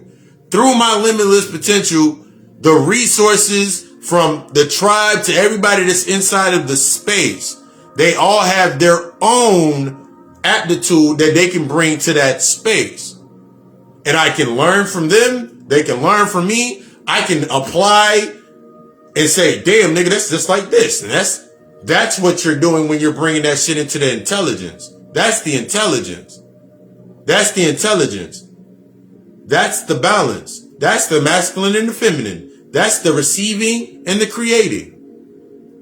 But see, when everybody's sitting in that space talking about, yo, we need this money, we need this, nigga, you ain't got a business, you ain't got the plan for that. Ain't nobody gonna bring that shit to you into that space of that aptitude with you. You ain't got no plan, you ain't got no structure to it. You ain't got no background to it. They go based off of your background, i.e., what creates your space is your unresolved. So the same conversation you had with your dad or your mother or whoever raised you about you wanting to go to school or join the football team, that argument that happened, that's the same argument you're going to face whenever you go to speak to an investor. That's the same argument you're going to face when you're going to try to find funding. Same argument. And until you assess that argument in that space is where you're going to learn that argument, you ain't going to, even when you get it, you ain't, now that you got it based off of the hope, you ain't going to know what to do with it. It's going to get real, real heavy because you carried the weight in there. You carried the gravity in that space. I put the weight in that motherfucker. I did it.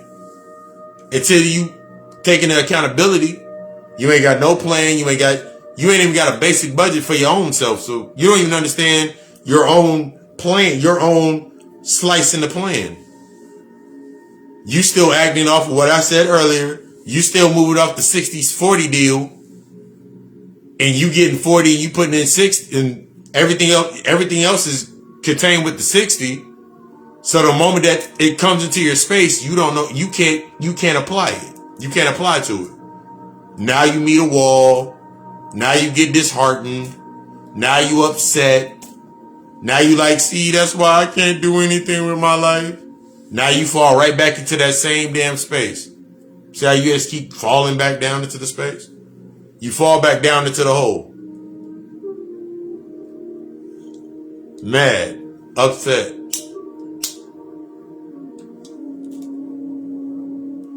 I was so sure this time. True. You could have been sure. You can be sure about it every single time. But when it hits and then it doesn't work, it doesn't mean you don't stop. That's showing you where it was a limitation. What did you learn? What did they say to you? Are you listening with your emotional ear? Are you listening with the true aptitude? Are you listening with that karmic ear? The karmic aspect, trying to make reason of it? Or are you listening through the creator aspect? Which side are you listening through? You listening through the vengeful point?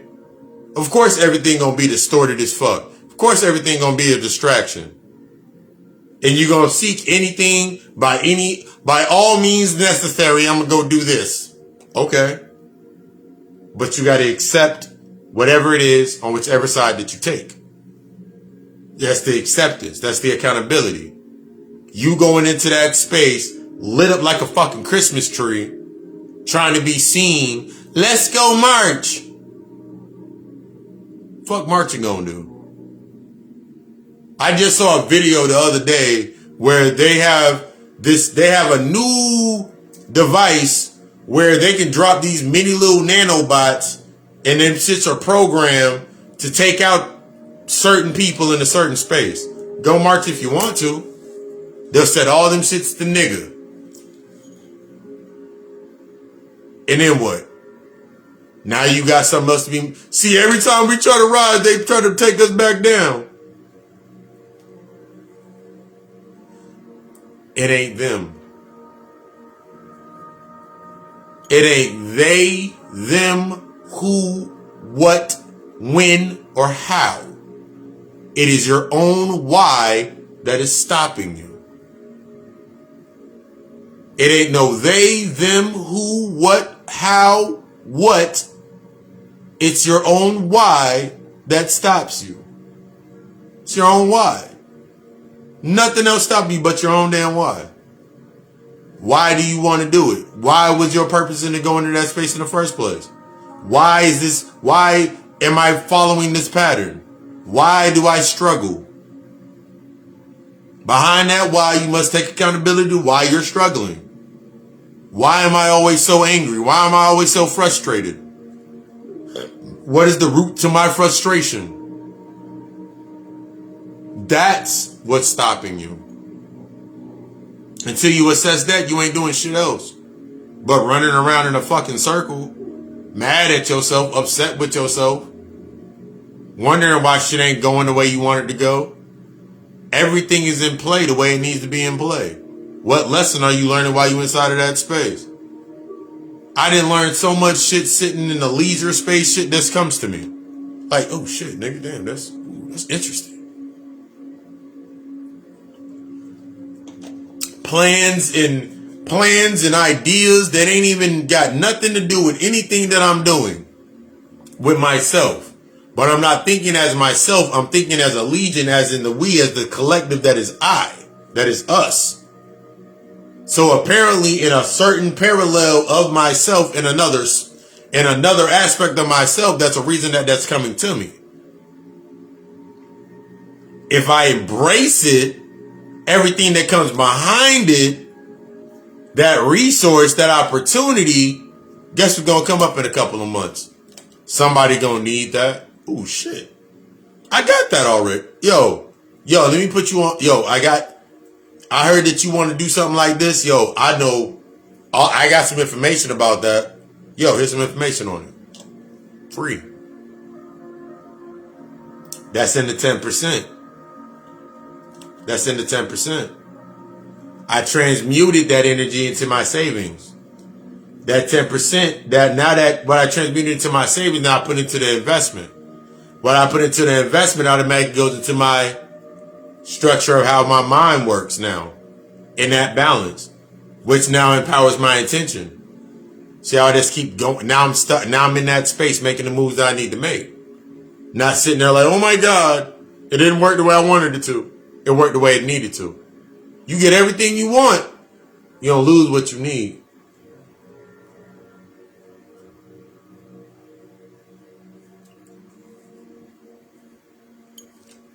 That's your lesson. Your calling, your purpose, your truth is going to challenge every thought that you have allowed to remain stagnant. Every point of view that you have allowed to stay stagnant. Every point of view that you have allowed to become complacent. Everything that you thought was structured will now be challenged. Everything that you thought was challenged, everything that you thought was based on a structure will be exposed and shown to you as complacency.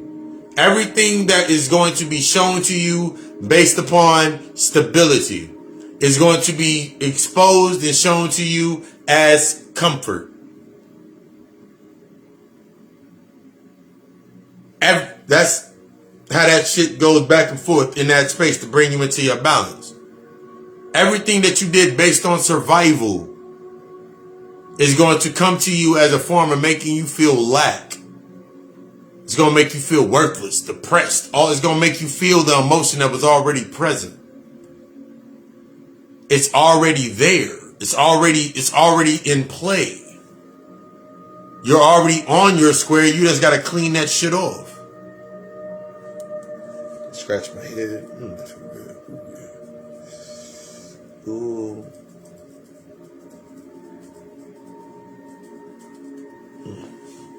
But yeah.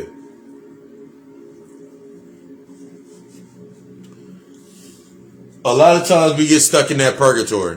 A lot of times we get stuck in purgatory. We get stuck in that space with ourselves. Ooh, this is how I want my life to be. I had this idea for my life and I want my life to be this way. Why did you want your life to be that way in the first place? That's the question you got to ask yourself. I had to ask myself why the structure of my life that I thought that I wanted was not really what I needed. It wasn't really truly rooted into what I really needed.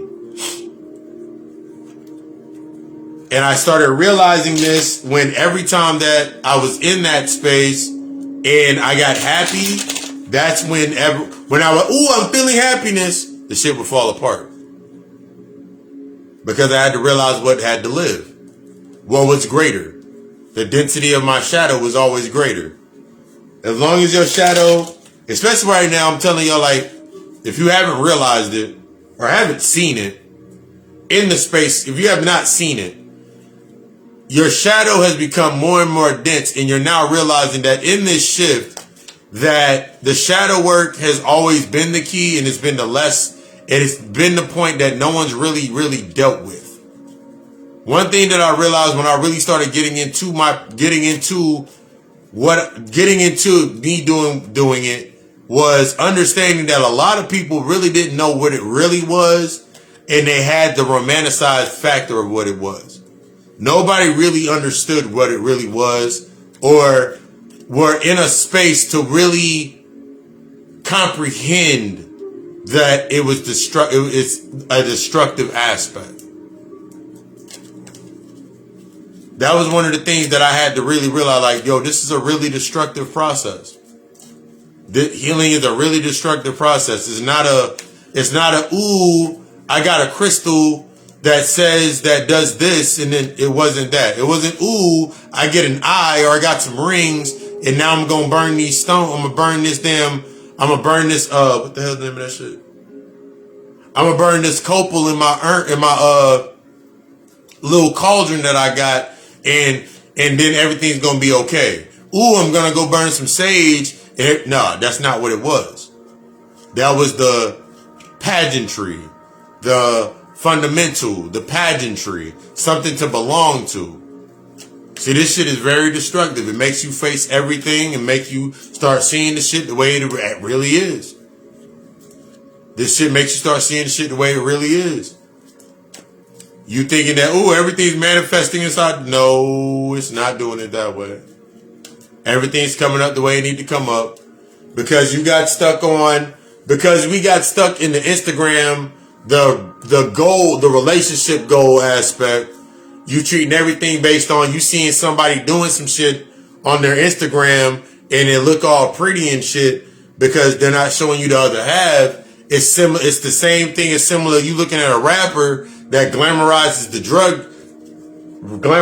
drug game, and in their song, and now you seeing the song, motherfuckers singing about now they singing about the deaths and shit. That's the phase that you're in. You thinking that, oh my God, they destroyed rap music. We're in a destructive phase. Bobby Emmett talked about the destructive phase all the time. We're in a destructive phase. You're not in the peace and the love and the light phase anymore. You are in the dark phase. You are in the dark side of the moon. You are in the darkness right now. Everything around you reflects the darkness right now. How are you assessing and learning through this space right now? What season? That's what I wanted to get into. Your season. What season are you in? You acting out in the wrong season. Because you think that because you're stuck in the external collective, you feel that we're all moving at the same pace. Everybody's moving at the same pace on different frequencies. On different frequencies. Some people have not done certain parts and some people have.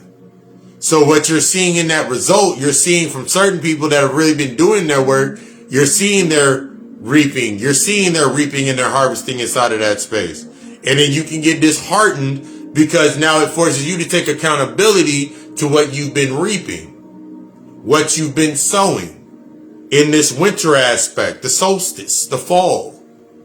So now when it comes into the spring and you're seeing motherfuckers that shit's blooming, you're not looking at it from a point of, I want to do that, I'm going to go connect to that. You're attaching to it emotionally because of the way it makes you feel. But that accountability and that truth made me realize, I was like, oh, that's why they're where they're at. Because they've done this, this, and this. See, that lesson is under that. That why. If you're not willing to ask the why, then what the fuck are you there for? That becomes the key.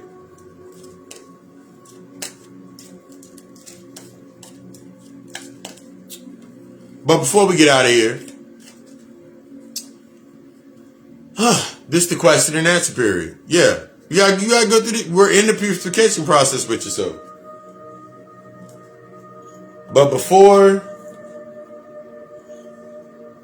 this, the Q&A, questions and answers. You have any questions? It ain't gotta be about the anything that we spoke on. You have any questions? Drop them in the comments.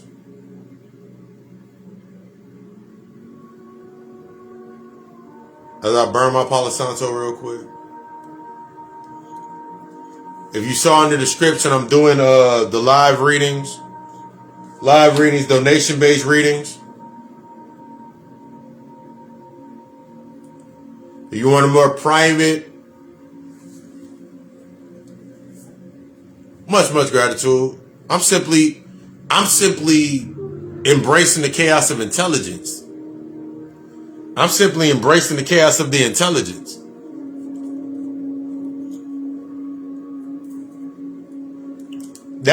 That was another part I wanted to talk about.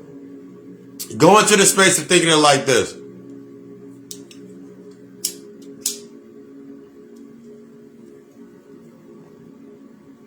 The intellectual is fulfilled and is paralyzed.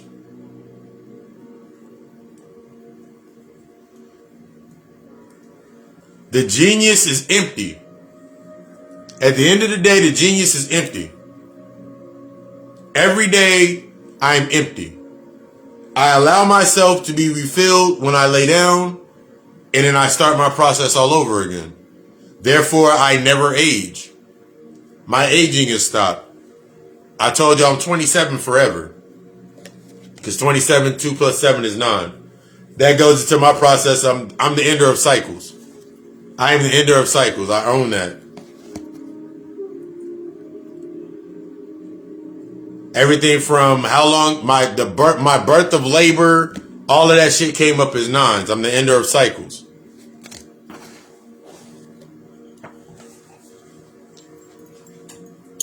Which speaks about, just what we just talked about. If you are interested in a reading,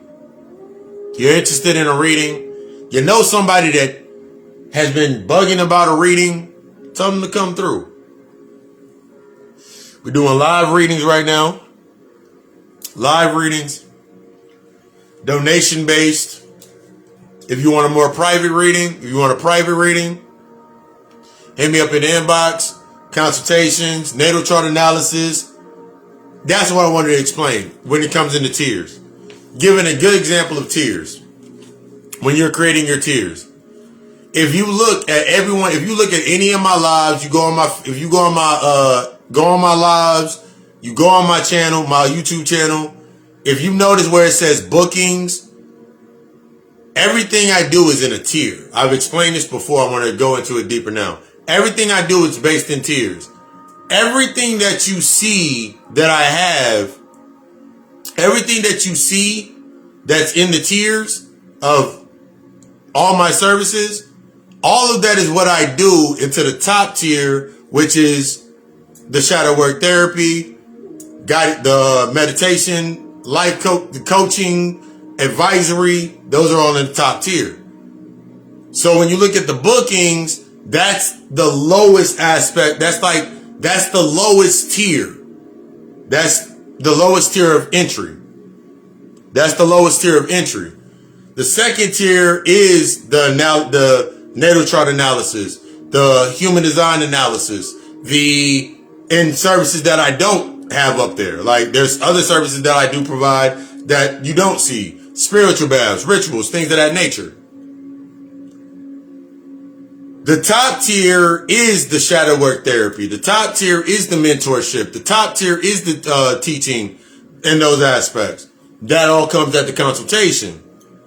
When you're creating your space with your limitless potential, remember everything that you're doing down here in the physical is reflective of that as we open this up. That 70%, my intention is to teach and to learn at the same time stay in that balance.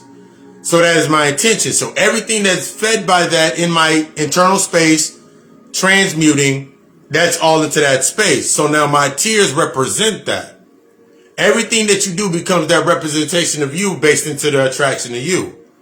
So the more that you're in your authentic space, the more that when you set your tone, you ain't got to change it. You just can add to it, manipulate it as you want, as you will. That becomes that. This is one of the major keys when you're coming into your space, when you're coming into your truth, when you're coming into your authority, when you're building your aspect, when you're setting that tone, when you're setting that boundary. As you're setting that boundary, you're setting different price points.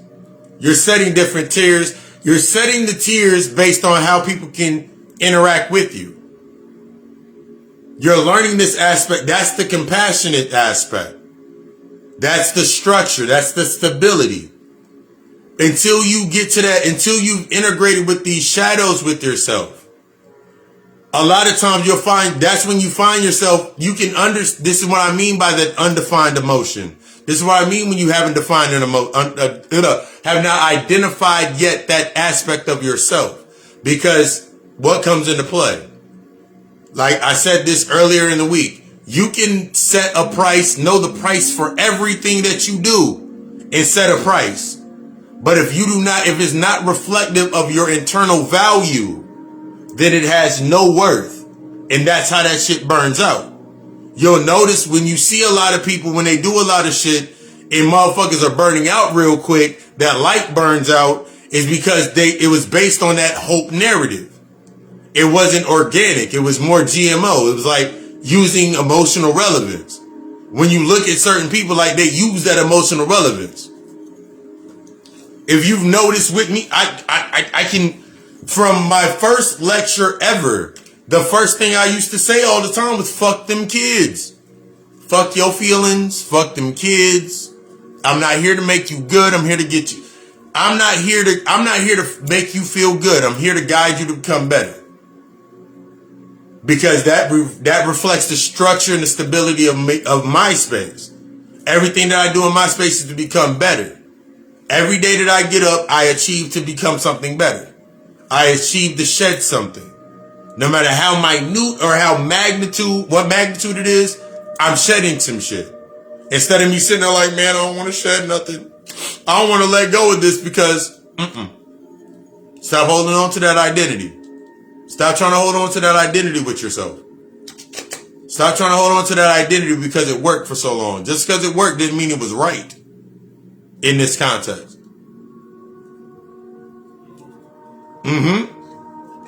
You getting stuck in that distraction, that's the control. Like that, is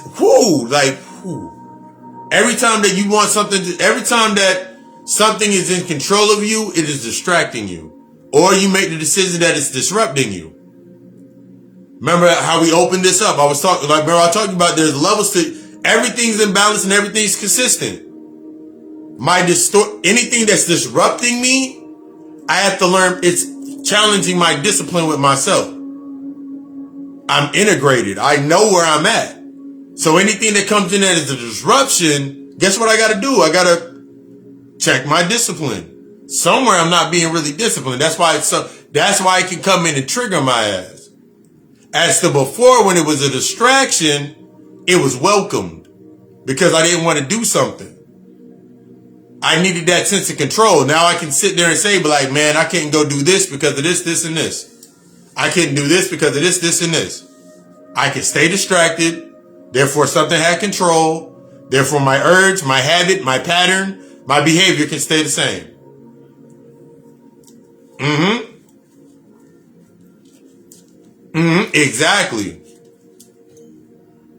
Exactly. You got to understand that all this is you. Much gratitude. You got to understand all of this is in play for you. All of this is here to test you. It's like, give an example. If you went through a process, like let's say you got sick, you got hurt, whatever, and you told to lay down, your doctor tells you to go lay the fuck down, and now you can't do anything. What are you doing while you're laying there in stasis? Because what you're doing in stasis is going to set the tone for what you're going to react to, or what you're going to how you're going to react, or how you're going to respond. If every time you go through some shit, you find yourself going back to some other shit, the old shit, you're stuck in reaction. Remember, I'm going to say this over and over and over again. I say it in every video. It's a mantra. Reaction is simply comfort. That stability that you thought you had was just complacency. That structure that you had was just constriction, control. Your calling is going to force you into your limitless potential. Through your limitless potential, you learn structure. Through discipline, you learn structure, you learn stability. So everything that you now reflect on either side of the path, now you got to ask yourself, am I reacting to my discomfort? Because I need the discomfort. I need that. Because everything else is a byproduct of that emotion that I feel. If I'm building shit in anger, I must stay angry. If I'm building shit I got to stay that. If I'm depressed and some shorty hit me up, if I'm depressed, if that old boy hit you up, you got to stay depressed to keep that nigga around. You got to stay depressed to keep shorty around.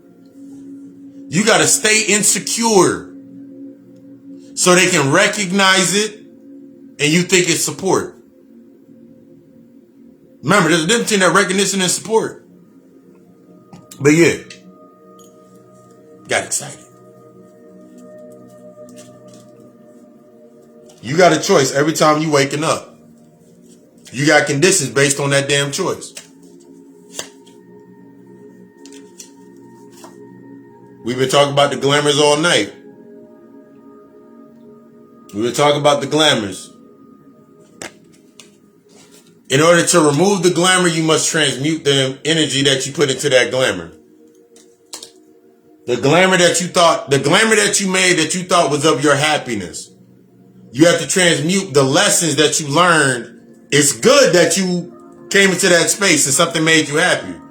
But what lessons did you learn based on what made you happy? Was it a woman that came into your life that made you happy? Feminine aspect. What have you not yet received of yourself or not obsessed in receiving of yourself? Did some brother come into your life and make you happy? What masculine aspects have you not assessed with yourself to enforce? What have you not yet provided to yourself? Because until you learn to provide to yourself, you will always be dependent in that trauma response. When you're not getting what you want, remember that super independence or that super real nigga, that super I'm real to the core, I'm this to the, that's a trauma response. Which leads you into that path. That journey. That becoming open.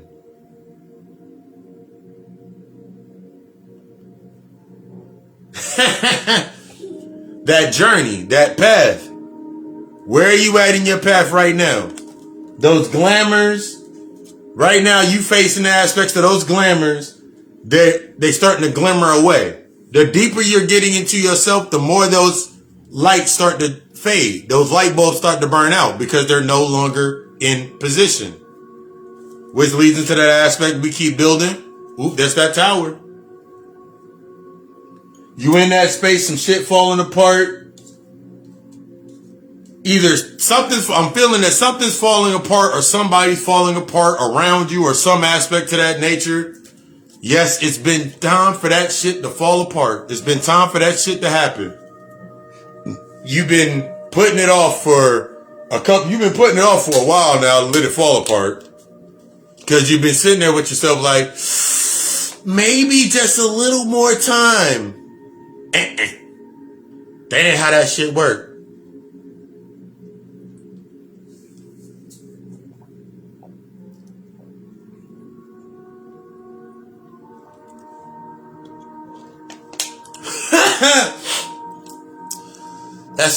That's I'm good at, yeah. Those glamours will fuck your head up because you'll look at something and when you get it again, I made that post, like it's crazy I made that post earlier, you'll get it again and you be like, that shit don't feel right. It don't have that spark ain't there, that feeling ain't there no more. That feeling ain't there. And then usually a lot of times when the feeling isn't there, this is when we go into that reactive state instead of responsive state, instead of learning from it. Because whether or not whatever the glamour is, when it fades away, what is left is what is always constant, and it's always ourself. It's always you left there in that space. Like, shit, it's there. Which leads into that King of Cups.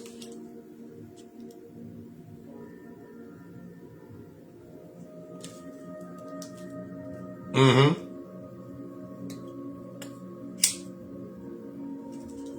Mm-hmm. And you know you're a generator. My head itch.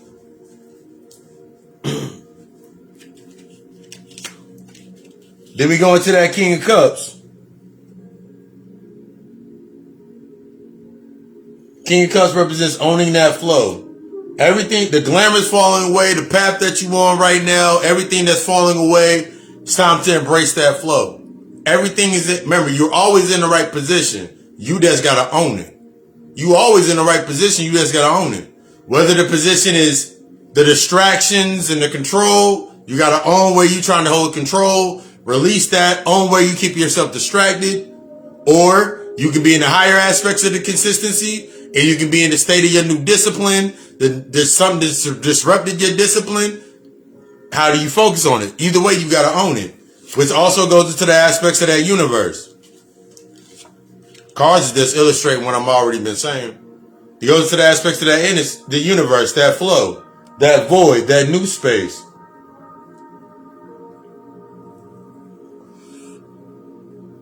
That new darkness. That new space. That new space where I want to go here now. I'm going to go there now. I want to do this now. All right, cool. This is your opportunity. This is your space and opportunity. It's time to assess. I'm hearing assess the resources. The resources, the cut once, measure twice mentality breaks down into the measurement of my assessment of myself, of my plan, and then assessing my resources based on that plan. The opportunities to tap into those resources in that plan. Therefore, when it comes time to cut, that's how that shit's perfected. But that assessment, those first two, that's why you have to cut. That's why I always say measure twice, cut once. The assessment of my plan, where I'm at with myself in reflection, the resources that have become available to me, everything in my space is a resource, is the opportunity based upon my plan. So whether it can be something like, oh my God, the people are doing some, that's an assessment of a plan. It's like, think about something simple. You can be in your house, apartment, wherever it's at, in your dwelling, and they can be working on the apartment next door. And that development of them working on that apartment next door at 5 o'clock in the morning can be getting on your goddamn nerves. But instead of you reacting to it saying you need more sleep, nigga, that's the spirit telling your ass to get up and do something. Why are you in the house? You knew when you woke up the first 3 days that they were going to be working on the apartment next door. So the first day, you didn't do anything. The second day, you sat in the emotion mad. The third day, that shit's, all three of these points is on you. You knew the first day. You didn't make no plan the first day. You just said, fuck it, I'm just gonna try and go to work. You woke up irritated as fuck. Then you went to work irritated as fuck. Went home irritated as fuck. So what would you expect when you wake up? To be irritated as fuck. Because you already went to sleep irritated as fuck. You created that aspect for yourself. An obstacle is the debt. Therefore, you lost sleep. Now you lost money because they sent your ass home. The obstacle is the debt. The opportunity is the resource. Shit, I know they're about to be over there at 5 o'clock in the morning. I know I got to be at work at 9. I know my schedule. I got to be at work at 9. I know I'm going to be working until about 7 or 8 tonight. I know that. So since I know this and I know my schedule, do I need to make myself some lunch? Do I need to make some food? I can prepare all of this right now. I can set myself up for success. I can own that. Oh shit, nigga, that's transmutation. I'm still trying to romanticize the tremendous. I'm still waiting for my sign. And my lesson for transmutation is right there in my face. Which leads into the aspects of the Princess of Swords. The Princess of Swords represents new opportunities. The princesses are the pages, they represent new opportunities. The swords represents the decisions of the wind. It's the element of wind. So, still embracing that flow, what opportunity are you taking with this new flow or this new opportunity happening inside of your space? It's been there for a while. For some of you, talking about the aspects of balance, you're talking about the Empress. Remember, the Empress is the internal aspect. The Empress is the internal aspect. The High Priestess is the higher aspect of the reflection. As you look above our head, you see all of the stars. You see all of the stars. Let me read some of this card real quick. You see all of the stars and you see the balance above her head. The Empress, when it shows up in the aspect of opportunities to represent that we are always in balance, it's time to assess my balances. It's time to assess my orders. It's time to assess where I'm at and what am I doing. There's something that I've been feeling I need to do. I'm feeling that it's something that you've been feeling that you've been needing to do more of. Maybe it's more, if you create content, maybe it's time to create more videos. If it's more content that you need to create, maybe it's time to create more videos. Maybe it's time for you to get in contact with someone that does the aspect of media, the media aspect, to learn that aspect of something. Maybe it's something, I want to do something more jazzy with my videos. It's the opportunity. Look at the resources of people around your space that do videos. Maybe you need to add some more music to your shit. Look for the opportunity to make more music to your rhythm. Everything in your space is about assessing the balances inside of your space. Maybe you know that it's time for you to actually get deeper into your work. Maybe it's time for you to sit down. This is your opportunity. That's what I'm hearing right now in that space. That also goes into that Seven of Swords. See, that Seven of Swords represents that unstable effort. See, due to you not assessing your balance. Due to you not assessing your balances. Every time that you do something, your efforts do not formulate into what you think they should be. Why? Because since you're not assessing your balance, because you're not taking the opportunity to embrace that new flow of things falling apart and accepting that these things need to fall apart, break down. Since you're not taking this opportunity during the breakdown, every time you come to this space, you're like, yo, I need to, oh my God, I gotta, no. You're in the position that you need to be in. You're exactly where you need to be. You keep coming to the space, but somewhere inside of you, that effort That romanticized aspect of what you want it to be, that expectancy is still whispering in your ear. Nah, wait one more week. Nah, wait one more day. Nah, wait another hour. Nah, wait another month. Nah, wait until this time. Nah, wait until around this time. That time is never going to come. There's a reason that I always say today is the only day that matters. Today is the only day that matters. You are the only one that matters. Everything you do from this point is based on how you accept that matter. How you shape those matters. Everything from this point. You keep playing with it. You don't keep poking your eye out. Which leads into that seven of swords. That seven of cups. The illusion for some, I'm feeling the illusion that you're going to do it yourself. The illusion that you can do it by yourself. That's not true at all. The illusion that you can do it all by yourself.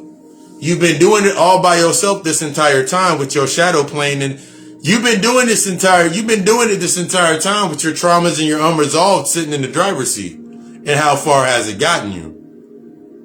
You've gotten no closer. You've gotten no closer to the end, because the end don't exist. The end does not exist before the beginning. You don't want to deal with the beginning, then you can't get to the end. You're stuck in the old ends. You're stuck in the sum of that. Why? I'm a metronome. I'm the pendulum. Pendulum keeps swinging back and forth, back and forth. You watching it. You mesmerized by it. It looks pretty. It looks shiny. You wondering which side you about to go on. Maybe I should choose a side. How about you just take your hand like this? Put it to the side of your temple. Oh, it's going to swing. Put the other hand right here. Now take these fingers like this and go like this.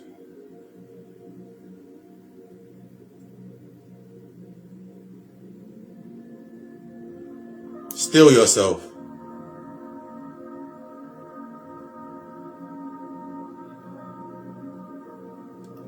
Close your eyes.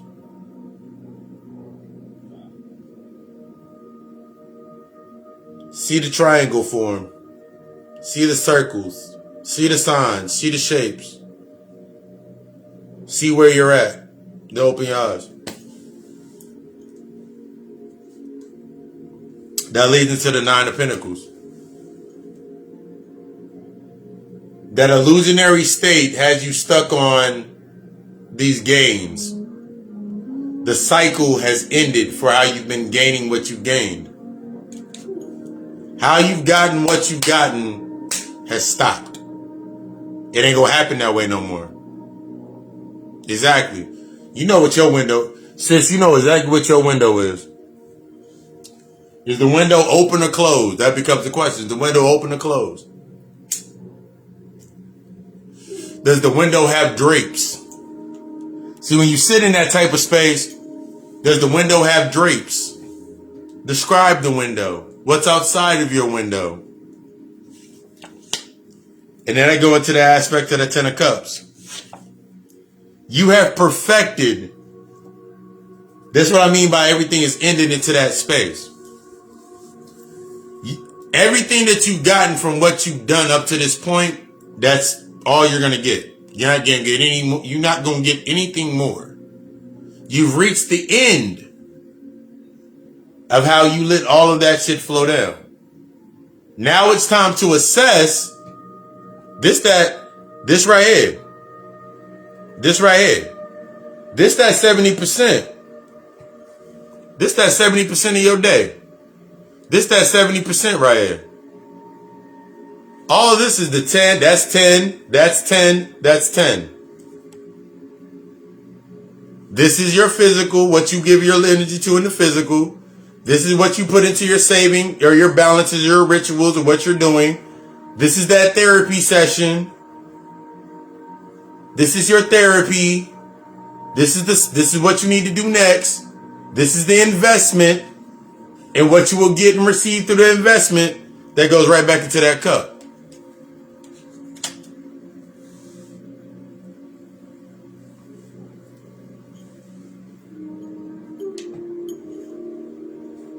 My favorite line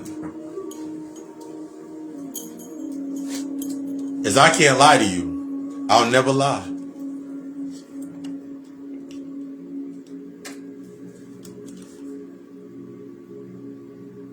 I don't know why bringing a horse to water, but I can't make them drink came to my mind. That's what I think about when I think about the King of Cups. The King of Cups brings you to that water. The Chariot brings you to that water. It brings you to that space. Think about Ramsey. Think about King Ramses. If you've never seen the 10 Commandments, I'm pretty sure everybody's seen the 10 Commandments. Y'all remember when that nigga was standing on the hill and he sent all them niggas in that charge and that nigga didn't go? That's what you keep doing with your life.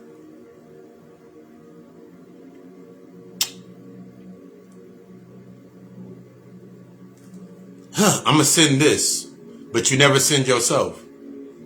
You send the variations, you send the glamours, you send the perceptions, you send the projections of yourself into the space. And of course you never going to get hurt because you keep sending the projection.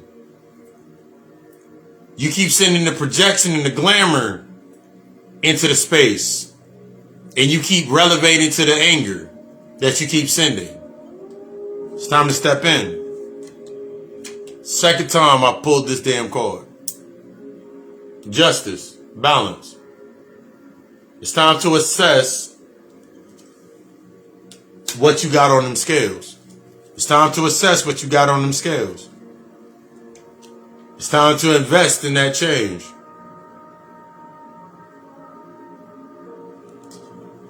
You see the pillars, all that good stuff. You see me down there. See Anubis sitting down there on both corners. It's time to embrace that death.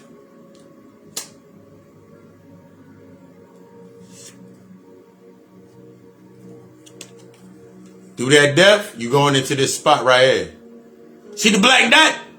You gotta go in there. Stop playing around the hole and dive in. Stop playing around with your work and dive in. Stop playing around with your work and dive into it. See, the thing that stops a lot of us is that we don't want to dive into it. You don't want to dive in, it's all right. The water's fine. I've said this plenty of times. The water's fine. The water is great. The water is great. It flows, it cleans, it cleanses, it does everything that you need it to do. But you got to step in it. Stop sticking your toe in there. Stop sticking your finger in there, swirling around, and dive in. It's time for you to become receptive. I've said this plenty of times. It's time for the point of purification, the point of purgatory, the point of your potential, your calling, is to become receptive. Yeah, become receptive. See, that reaction process got you being recessive, real recessive. Right now you are noticing through the lower consciousness, the higher states of consciousness, you noticing a real recession with niggas. Niggas is going through a recession right now. They ain't getting what they used to get. That old, let's talk about the white man shit don't work no more. The shit about the shit don't work no more. Because the shadow is now dense and it's forcing you to face yourself. I talked about that shit December. And been coming into the space now. I told you that crossroads, Before, I sat at the peak of the crossroads within my old aspects of myself. I now sit at the top of that crossroad. But I understand, this is the key, I understand that at the tip of this crossroad up here at this point, I understand that there is another crossroad. There's infinite crossroads that I cross and I go past and I go through. That is the point of my deaths. That's the reason that I died so many times. That's the reason that I went through all of the processes. To come back to this point, to be able to deliver. To be able to guide. With all humility and all impartial. You have a choice. I know that collective reading hit everybody. It's going to hit people after I download the video and put it up on YouTube. But yeah. As always, I desire you to be the best. The way to become the best is to accept that level of honesty that's going to challenge everything that you've ever created. Ask yourself the question, are you stable or are you stagnant? Do you have structure or are you complacent?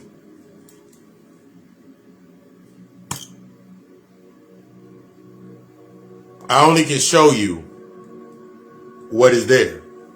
Can't show you where I only can show you what is present. I can show you all the past relevance and I can show you what is present. I can show you every relevant space, but it does no good until you are present. I had to learn that for myself. So yeah. If it resonated, hit the app. If you are interested within furthering any other services, hit the inbox. Still pushing the retreat that's coming up for them fellas first. March 24th to March 29th. 2022, we do that at, we got that popping off, but you ain't gotta wait till that point. You ain't gotta wait for the intense boot camp. You can start now. Ladies, goddesses, queens, y'all up next. Followed by the mixer. But I desire you to be the fucking best. You are deserving, but you are not entitled. Understand that this shit is destructive for a reason. You didn't come to this point to stop. You didn't come to this point to stop. You didn't come to this point to stop. Ain't no going back, because nothing exists once you went forward.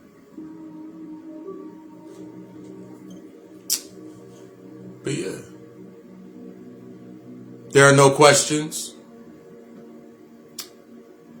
If you didn't want to get a reading on the live, you want to get a reading in personal, hit me up. And be fucking great. You got a choice to be fucking awesome. You got a choice to be fucking great. If you choose to be awesome, you got to accept the conditions that come up to be great.